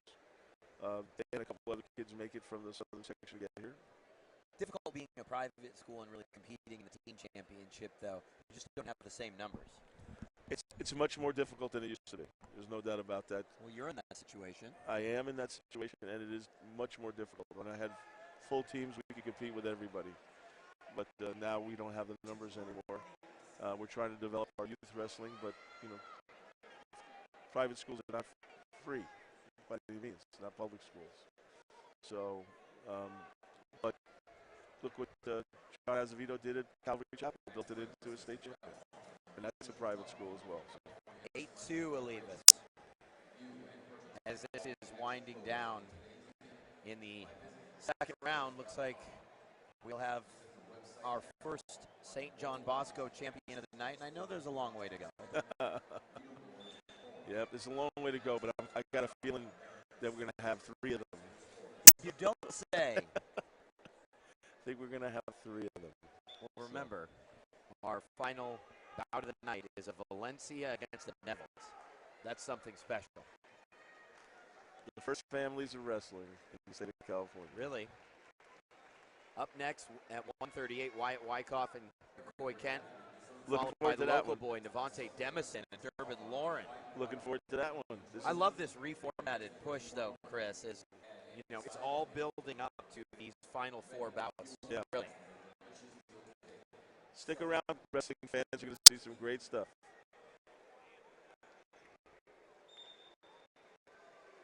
Speaking of Kenny Goudreau, he's blowing the whistle up there. Former state champion. Where from? Bella Vista High School in the Sac Joaquin.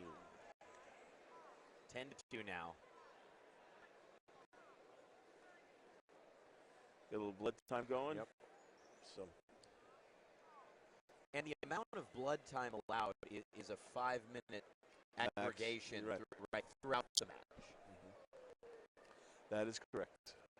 Ladies and gentlemen, total attendance for the 3 sessions of the CADE's putting on a clinic out there. CIF State Championship. And he's ready to roll again. 18,525. The total attendance for the 3 sessions this weekend, more than 18,000 fans, which is right on par with the football and basketball championships annually in Southern California for football and Northern California for basketball. What an event, what a crowd.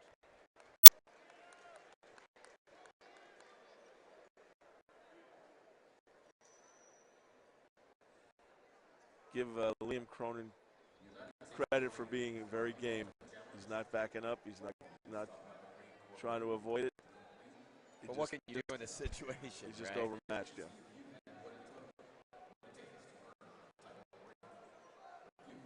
Someone like Olivas in the wrestling room, for training purposes, will he go against wrestlers of a greater weight just to hone his skills? All wrestlers will wrestle everybody. I mean, a tough kid like Olivas is fearless when it comes to that. He'll wrestle guys 130, 140 pounds without second thoughts. And that's how you get better, really. You get stronger from wrestling bigger guys. No question. He can't wrestle 106s every day and expect to improve. Well, considering most 106 pounders are young. They're usually freshmen and sophomores. There's very few that get to be seniors. De La Salle had a 106 pounder this year that was a senior who's also very good. Oh, Randon Miranda, the second ranked state. Rolled right out of it. Is CADE laughing? Wow. Oh boy, give Liam credit. That was fantastic. Absolutely, huge credit. Just took a shot at a flying squirrel on CADE Olivas. Liam Cronin, the junior, finishes as runner-up. Olivas is the 14th freshman to win. We've had two tonight. Here it is. He just tried to fly in squirrel. He dove over the back of him and tried to take him down. That was fantastic. All right. Fantastic is one way to describe it. Well, brutal is the another. root word of fantastic is fantasy.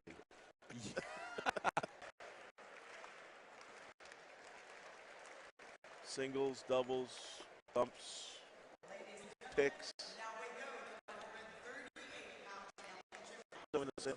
Isn't he in there? Oh, no, different weight class. Oh. I think Modesto is in the central section. Central section. And Saavedra is a 126 pounder, wrestled up. Exactly. Wow. McCoy Kent, 43-1 on the year. Yep. One loss to Saavedra. Hometown, Modesto. And who did Wyatt Wyckoff, let me just mention, he's 49-2. He's headed to West Point. The two actually have wrestled before, just not this year. Okay. 2 years ago, a 9-6 win for McCoy Kent.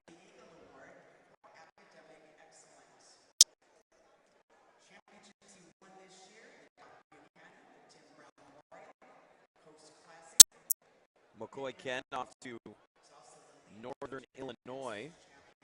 Really? Good for him.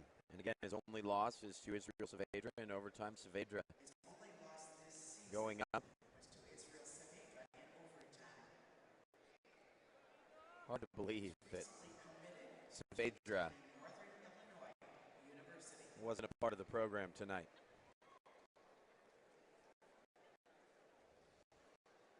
State finalist Wyckoff as a sophomore and junior, pinned by you-know-who, Zaid Valencia, a year ago.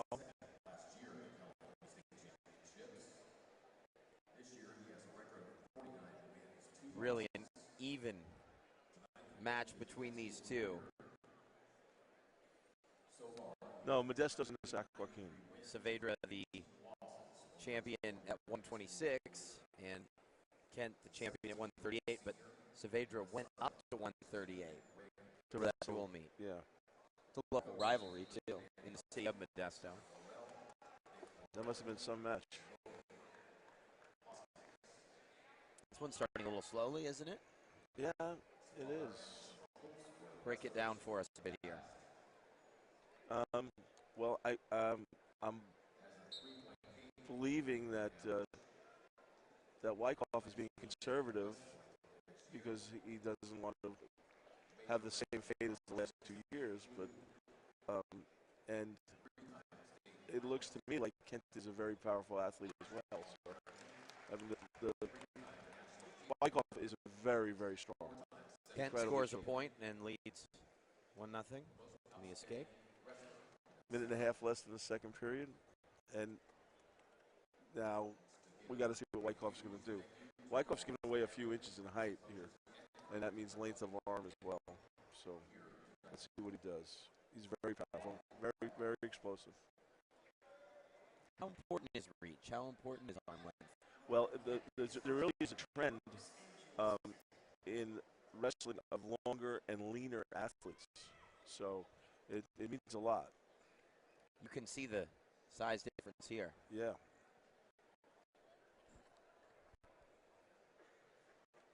And I think that Wyckoff is working it. And he's got that 2-on-1. He's got a nice Russian reaching for that far single. You need to make these people move their feet if you want to shoot on them. And Kent's not giving up those positions easily. There's a step through to the single. Is he going to lift and finish? He's strong enough. Yes, he's got it. He Beautiful does. technique. Wyckoff goes in front, 2-1. He started with a 2-on-1 to an inside trip to the double leg. It was very, very nice technique. Two-time runner-up in the strongest position with 23 seconds left in the round. That was great technique. Wish I could see that again. Hopefully we will. Knowing our crew, I'm sure we will. Okay.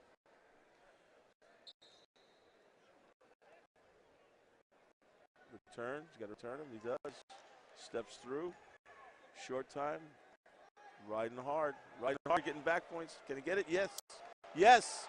Yes. He's got a nice tilt. Continuing. This is super power what he's putting on this kid. Very nice technique. Stayed between the legs. Got 3. Nice wrestling. Nice wrestling. Going into the last period with a 5-1 score.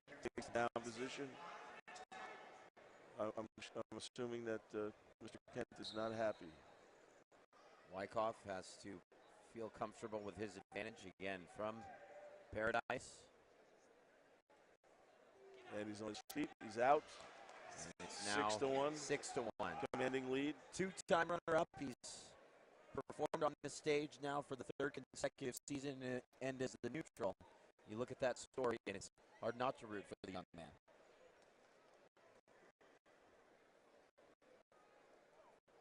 Well, Kent has actually got to go after this guy and put him on his back.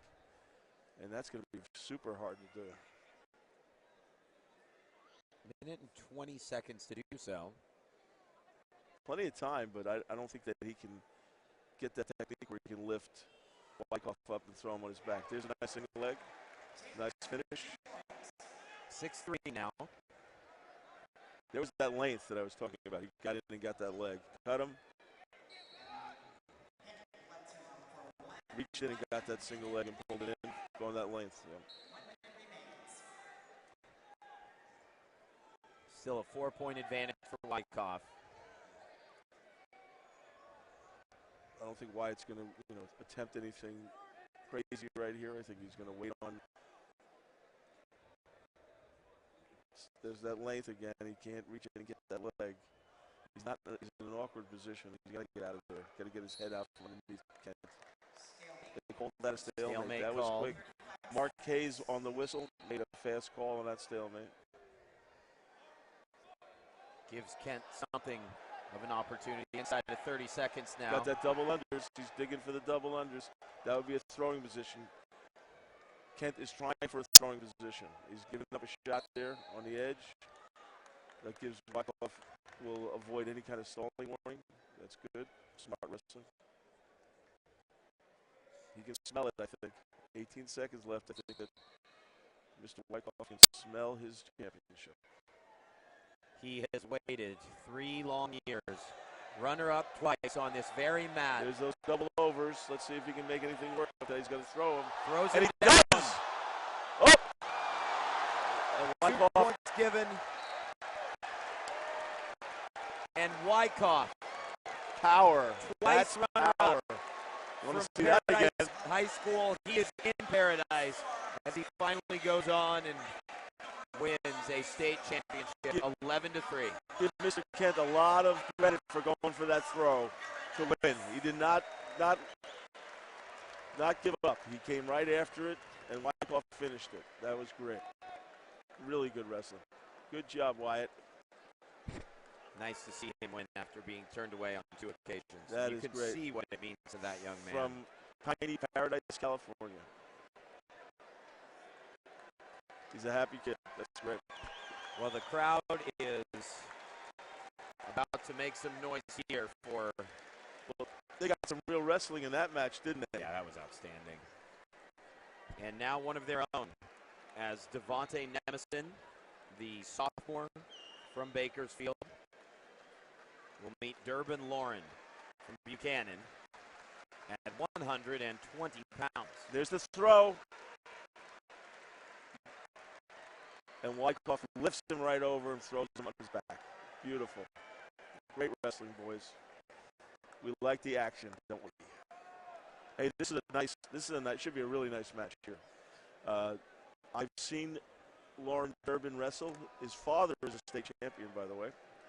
He wrestles with Buchanan High School. I saw him wrestle one of the best matches of the year. He wrestled Palomino from San Jose in the semifinals of the Mission San Jose tournament in a great match that went to overtime. And let's see, Demison is 34-5, and he was third last year, and he's only a sophomore. Yes. Now Durbin is from Buchanan High School. So another Central Section champion. Yeah, it's a bit of a Bakersfield Clovis rivalry, but Navonte Demison's school is what, a mile and a half from here? If that, close by. And here he goes, focused in to take on Durbin LLOREN. The two have met. They met in the Yosemite Valley Division Final. A 3-1 win for Durbin LLOREN. Look at him sizing each other up. Boy, this should be a brilliant matchup. This is great stuff. This is great wrestling. Wrestling fans, I hope you're getting a kick out of this as much as I am. This is pretty good stuff. Outstanding stuff from the 2015 CIF State Boys Wrestling Championships, presented by Farmers Insurance, live here at Rabobank Arena in Bakersfield. Durbin's in on a shot. There's a scramble. Keeps moving. Nice hips. Demison tries to throw. Gets caught. Tries to counter with a throw. Gets caught. There's a takedown. And 2 near fall. And Wow. 2 near fall. 4-0. LLOREN in control early. I think that was a lot of risk right there for Demison. Early on, it really was. A lot of risk. Well, he's going for it. So we'll give him that one. Durbin's tough. Durbin LLOREN from Buchanan, as you said, 47-1. And he's a junior. 3.8 sophomore. GPA. Say again? 3.8 GPA, which I love to see, obviously. So many of these wrestlers are so strong academically. They put the student in the student athlete, don't they, Danny? Very disciplined young men in general. Yeah. Isn't that part of it? Oh, it's part of it. That's why Beat the Streets is such a great opportunity for kids to learn how to wrestle and learn that kind of discipline.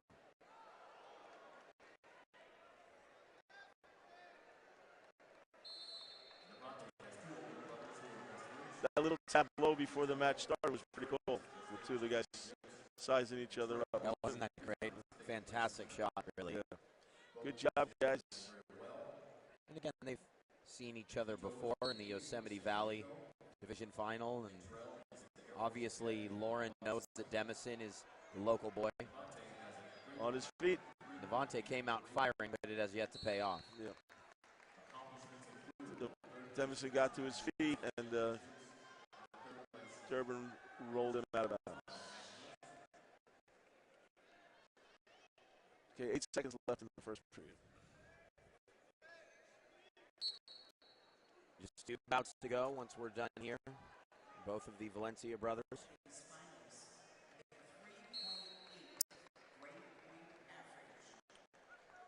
Coin toss. Green has the choice.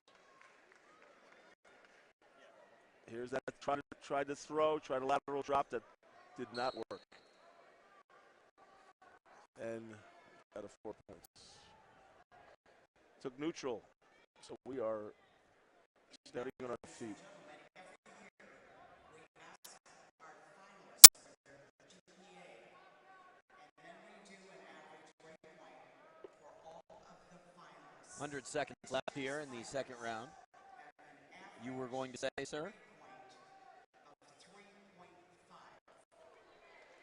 3.5, the average GPA of all among the finalists. To your point, Dan. It's brilliant. I love it. Incredible figure, really. Student athletes. There is life after wrestling. Except for you. Except for me.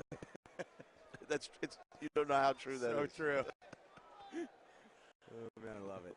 I love it.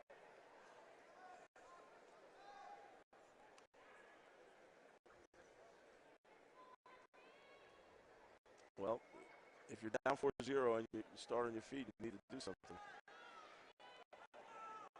And Lauren's standing right in front of him. He's not running away. He's right there. I hate to go back to the opening round, but was the local boy Demison maybe just a bit too aggressive in the opening 30 seconds, and he's still paying for it here late in the second round? No, I know. I think that he knows that the only way he can win is to be aggressive. But that was a beautiful ankle pick, collar tie ankle pick from Lauren there. Gorgeous technique. I mean, this is a very experienced, very tough kid, and as you said, he's only lost one match all year. I've seen him wrestle a couple of times, and he is really brilliant. You know, it's nice that the Bakersfield kid gets a showcase here. You know, being in the hometown and everything, and you know, we all know that Bakersfield has had tremendous success. You know, state championships, state champions. You know, just a tremendous job. Jake Varner's dad, Mike, you know, you know, really done a really good job here. A great pick, great pick. On to the third. DURBIN-LLOREN is finished 5th each of the last 2 years. The champion in the Central Section in the Yosemite Valley Division, as well as the Tri-River Athletic Conference. And now looking to finish it with his first state title, the junior. Oh. Whoa, right off the... I thought he went off. Okay. It was close. He was close.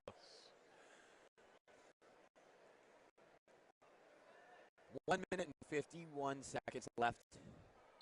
DURBIN-LLOREN showing why he's 47-1. Great hand control on the sit out, on his feet. We got neutral, 7-0. The winners here, it appears it'll be DURBIN-LLOREN. Where are they headed next? Well, they have some opportunities. Some have opportunities, you know, correct? it's their choice, really. The National High School Championships in Virginia Beach, the Flow Nationals in Philadelphia, and a lot of these kids go there. You know, California sends a lot of kids to both tournaments. By winning, you qualify. Well, it's almost an open tournament. You know, you do have to have some status, but you know, they can come from all over the country, Danny, to those tournaments, and you know, it's a wrestling vacation, and then they start getting ready for the freestyle Greco season, and then Fargo. You know, that's all these kids will go there. I mean, it's, you know, depending on how much they love wrestling and how much time they have. You know, Year-round sport. There's a little bit of a break after Fargo, you know, for about 2 months. Then there's a folk style season in the fall. Not too aggressive, mostly for younger kids. I would think that would be the slowest season because a lot of these wrestlers do play football as well. Some of the big boys play, yeah. And when I was growing up, you know, you played football and you wrestled. I mean, that's just and the you way did it was. as well. You did both. Oh, yeah. 7-0. Lauren up a touchdown. Well done. Well done. To continue with that analogy, 28 seconds left. DeMonte has to get going here.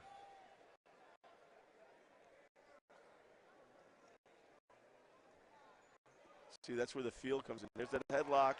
Almost got it. but Demison's feel is amazing. He just doesn't get himself in trouble. He feels it coming. It's really, really nice to see. 7 seconds before he becomes a state champion. You have to say he has really seized his moment against something of a hometown hero. I love to play up that storyline, obviously. And it's true. I mean, they both had great roads to the finals. They both wrestled very, very well. And he's not quitting. That's great. And that's the match. DURBIN,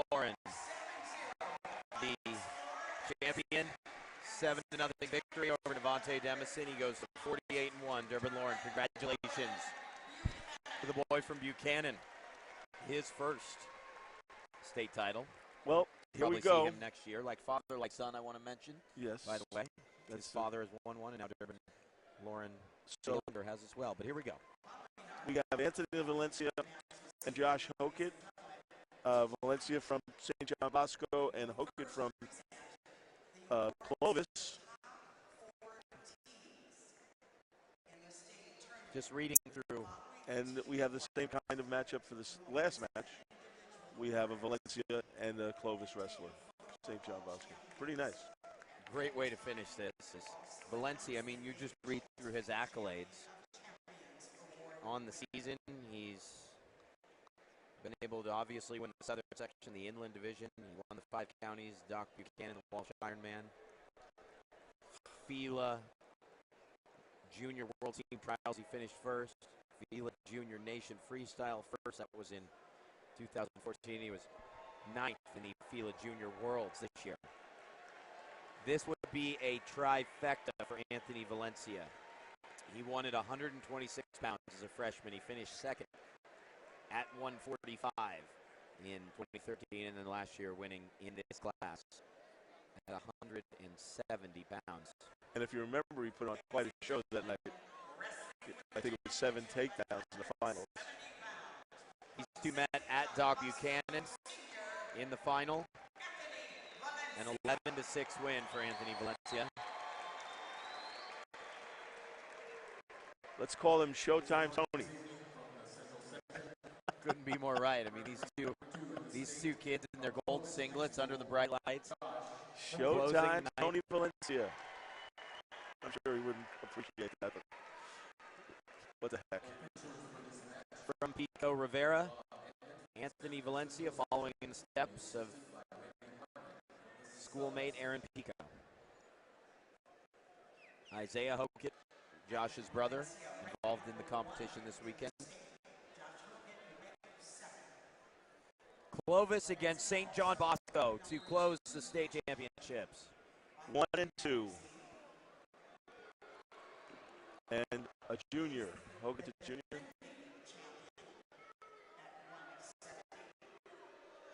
So Showtime Tony went right after it, didn't he? It really is showtime with him, isn't it? Yeah. Good news for Hokett is Valencia will be gone. He could have a shot next year. That's right. 4 times he's won Doc Buchanan with an impressive list of pins to get to this point.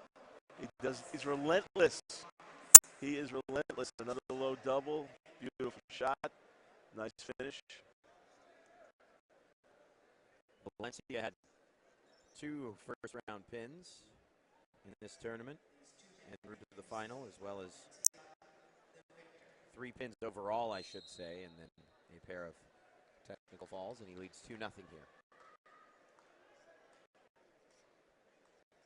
Are you looking for potentially a pin and a dominant win for Valencia?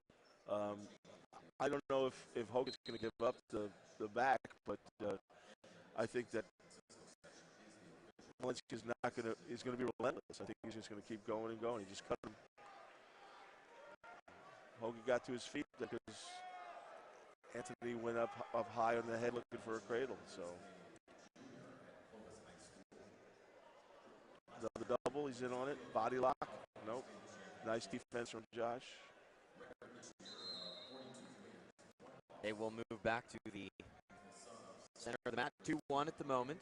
I don't know if this mat is big enough for Anthony Valencia. He needs a much bigger mat. Off to Arizona State next year. And you think that program can really carry the banner for the Pac-12 for the Conference of Champions? Well, I think that Zeke Jones has put together a great recruiting class. There's 3 great kids going there, beside 2 of the Valencias and another kid. I can't remember his name right this second, but you've been to Tempe. You know what Arizona State looks like. It's if I was a kid and wanted to wrestle in college, I'd think about that. No doubt about it. No doubt about it. Short time. You need a great class to really set a program, down the proper path. And if you can have a first great class, then you can mold the program as you want and announce yourself on the scene. And I'm sure that Zeke has the full 10 scholarships to work with. So, I got to believe that the Valencias are getting full rides. I might be wrong about that. Would initiate as a half a ride and then after a year or 2 become a full? I have to believe that the Valencia brothers were highly recruited and offered, full rides in order to go there. But you only got 10 a year, so. Hokit remaining in contention here.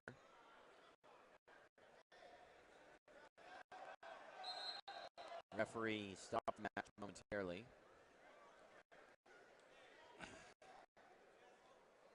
Valencia just trying to find his entrance point. He's not going to stop. There's 2. Solid takedown, and it's 4-2. On the edge of the mat with his toes in. Another, beautiful technique. Very aware of his place. Oh, yeah. Mat, isn't he? The experience this kid has is second to none.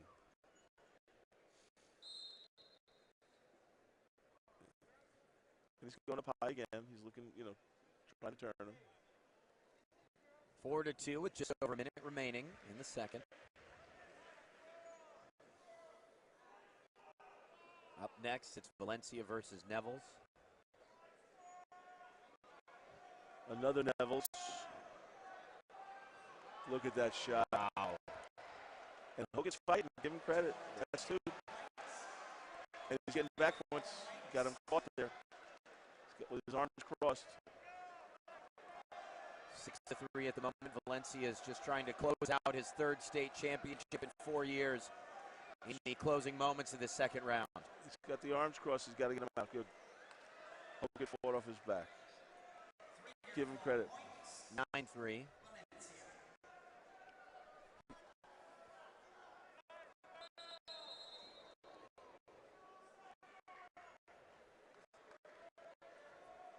Josh Hogan has a lot of pride. He's not giving anything away here. As any Clovis wrestler would, frankly. Right. Hokit, in a lot of ways, already is a champion tonight, a state champion. For his team, at least. 5 straight for Clovis. But a tough task trying to take down the lighter Valencia. The smaller one. Yeah, right. Honestly, is there any way that we could just arrange the 2 of them to go head-to-head after all this is over right in front of us? 2 minutes. That's all I'm asking for. That double leg crawled up his chest and caught him across his arms. Got some back points out of it. Oh, he did fake the flying squirrel. There's the double. 11-3 now. Valencia in complete control. If not for that defeat in 2013 at 145. Oh, so close to the 4 winning for the 4-peat. Only been done once.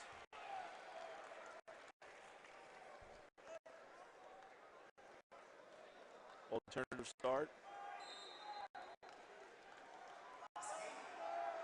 Optional start, rather. Point on the escape. It's 11-4. 90 seconds.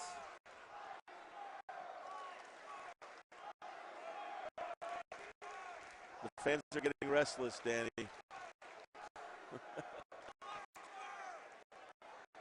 We're getting a chance for the flying squirrel at Rabobank Arena. There's no need for Valencia to take a chance on anything. No. And he kind of faked it before. He's in on the leg again. He's in on the leg. Oh, got caught with the front headlock. Doesn't like it. Doesn't want to be there. And he's dropping it on the leg. And he's, he's pulling it back in. Wow. Wow. And he's got it. No, he waved it off. Waved it off. There was no control. But that was it was fun to watch. Really fun to watch. 41 seconds now separating Valencia from his third title. This is in kind 4 of years. like Liam Cronin being in over his head, Josh Hawkinson over his head. I'll go back to the idea that he'll have a chance next year. There won't be anyone named Valencia anywhere around him in this building. That's probably what he's thinking about already. Right. Already, Josh Hokett. Well, Anthony Valencia is also the second-ranked wrestler in the country. The only reason he's second-ranked is because he lost to the first-ranked guy in a dual meet that was created by Flow Wrestling early in the year. And his brother, Zaid, is the first-ranked wrestler in the country. Huge things ahead for Anthony Valencia. He beat Hokett 11-6 earlier in the year. And he wins the state championship. Nice. 11-4. And a backflip to boot. A third state title. Exactly. And he sticks it. A third state title and a perfect 10 on the landing. That's an athlete. He just looks so focused, though. You know, he just looks like he's ready to. Looks like he's ready for the next bout for the most part. I think he could probably get starring roles in the movies too. It's just such a mix of speed and power with Valencia. Yep. As well as incredible balance. Nice catch on that thing. He's, again, hips, feet, and feel, right? That's hips, a perfect feet, and feel. Perfect example. Hips, feet, and feel. This was fun. Try to pull him back in. Very nice. Well, wrestling fans, I hope you enjoyed that. That was pretty fun. Okay, the last match of the evening coming up, and he sticks the backflip. Holy cow. Well done, son. Now that's a kid who's having fun. Not to mention all of us here. And entertaining. Tremendous tournament, tremendous weekend here. Massive thanks to everyone involved putting this event on at Rabobank Arena. And we are now on to our final bout of the weekend. Thanks to Time Warner Cable, the CIF, all the wrestlers, all the coaches, everybody who made this a wonderful weekend. Thank you very much. Our crew's just been outstanding as well. And the hard work that they put in over the last couple days to make this all happen. And here we are on to the final matchup.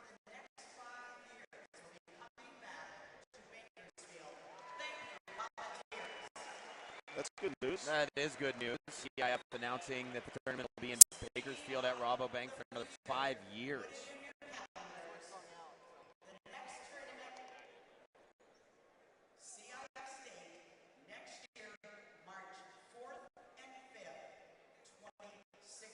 Obviously, our public address announcer, too. She's the world famous Sandy Stevens.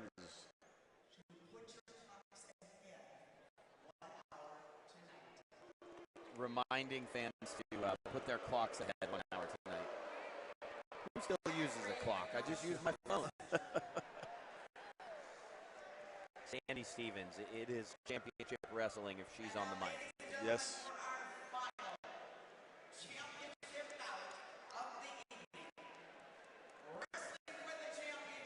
For the final championship bout, 182 pounds. It is Neville's versus Valencia. The 17-year-old from Pico Rivera. Zaid Valencia says his only hobby and interest outside of wrestling is making people laugh. He's going to make people smile tonight.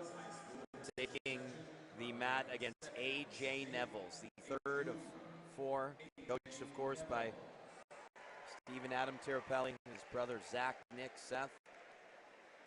A.J. the junior lost to Valencia earlier in the year. Saeed able to pin him in 217, and here we go. The final bout of this state championship at 182 pounds. It is Valencia versus Nevels. I just want to remind you that Zaid Valencia wrestled in the finals and won the state tournament last year at 138 pounds. And he's wrestling at 184 tonight. But it was 132, wasn't it? 38, I think. Should be on there. 132. 132. I know something about wrestling that you don't. That's the first of the All last right. moment. Well, This would be a sixth state title combined between the Valencia brothers. What a career. Zaid was third in 2013. It's an unlucky year for that family, wasn't it? I guess. They won in 2012 and 2014, both brothers did.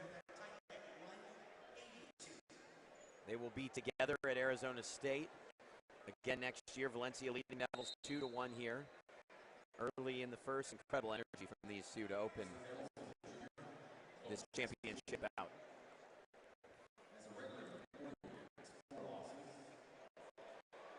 Wow. Nice double. Little blast double from Zaid. That's speed and power. The two of them combined speed and power.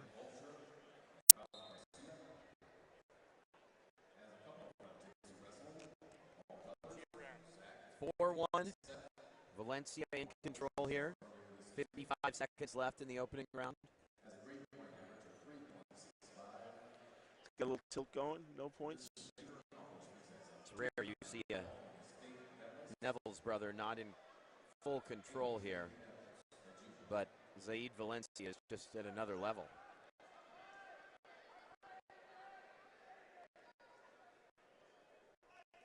You know, at Southern Section Masters, Valencia wrestled a total of 1 minute and 40 seconds in 3 winning bouts. 1 minute 41 to be exact. The cumulative time it took him to pin his 3 opponents at the Southern Section Masters. It's phenomenal. Zaid's working it. He is being aggressive.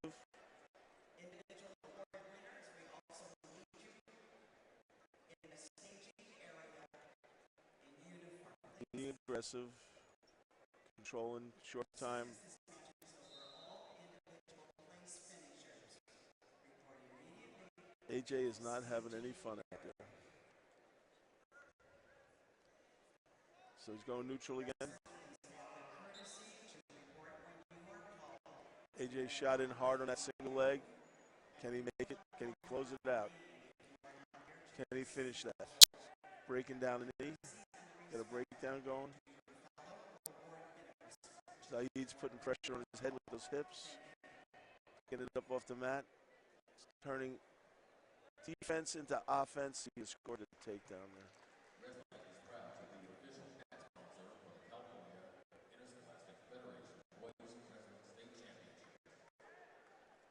Score is 6-1. Just cruising at this point, isn't he? Yes. Not really being challenged. Although, again, the only person in the building who might be able to challenge him is his brother. Or maybe Flores from Clovis North. You said Nick Nevels had surgery? Maybe you could get him out here. Inside of a minute to go in the second round of this 182-pound state championship bout. The last bout of the night, ladies and gentlemen. You like this new format? It was fun. It was fun. Nevels driven to the mat. Another blast double. 8-2.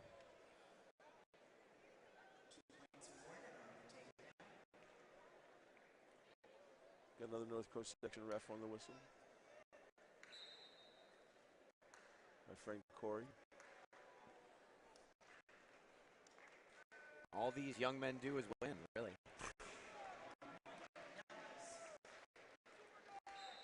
Two of California wrestling's first families here.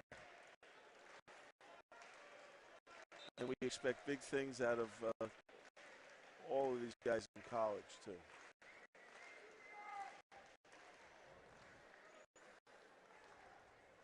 There isn't another Valencia brother along the way, is there? I don't know. I don't think so. I think this is it. This is it. Final 2 minutes and, 12 seconds maximum that we will see a Valencia wrestle here at this venue. Great way to end the career. He's in again. It's the end of the period. And that will end the second period. It's 8-3 for Valencia. How does he close this thing out? Whoa, look at that double leg. That is powerful.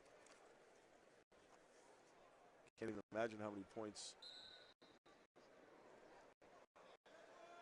Clovis has accumulated tonight.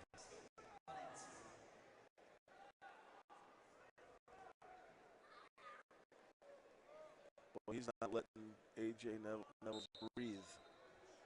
Really? Suffocating. Yep. It's relentless.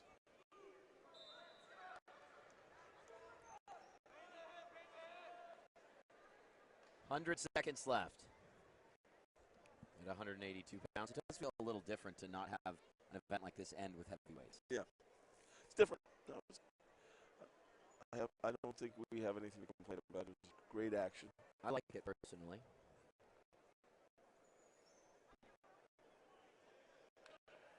So some great wrestlers tonight. So many with such bright futures at the next level. It's good to know how strong the game, the sport is, I should say, in this state. It's another one. And again, I just have to hand it to the fans that follow this sport and, really come here because of the love they possess for it. And devoted to the sport of wrestling. Absolutely. Absolutely. A hugely passionate fan base across the state.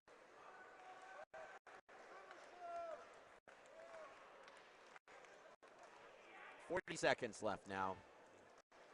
Some Thai fans just riding. A little bit of a spiral. He's going to let him go again. Nope. Sat him down.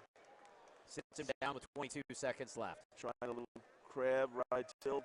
Just playing out there right now, really. Enjoying his final few seconds as a high school wrestler. In the spotlight. In the spotlight. State finalist. 4 times. 3 times state finalist. 3-time champion. Battling till the end. The Valencia brothers combined for 6 state titles in their illustrious careers. And they go out winners tonight in Bakersfield. Zaid Valencia. 3 out of 4. Pretty incredible stuff that we've seen from these young men over the years. Wow. Impressive physical power. Great stuff. Well, what a brilliant event, partner. It's been so much fun to cover this with you these last couple years. It's been great. Great, Danny. Really enjoyed working with you. This is a great event. I hope all of you people out there who enjoy wrestling have enjoyed a great event tonight. And we want to say goodnight from the Rabobank Arena and the 2015 CIF State Wrestling Championships. Yep, been an absolute blast to work with this entire crew. Big thanks to our producer, Christian Holiday. That's going to do it from the Rabobank Arena as we conclude the 2015 State Boys Wrestling Championships presented by Farmers Insurance. Congrats to all the newly crowned state wrestling champs. For Chris Fetter, I'm Danny Page. Good night.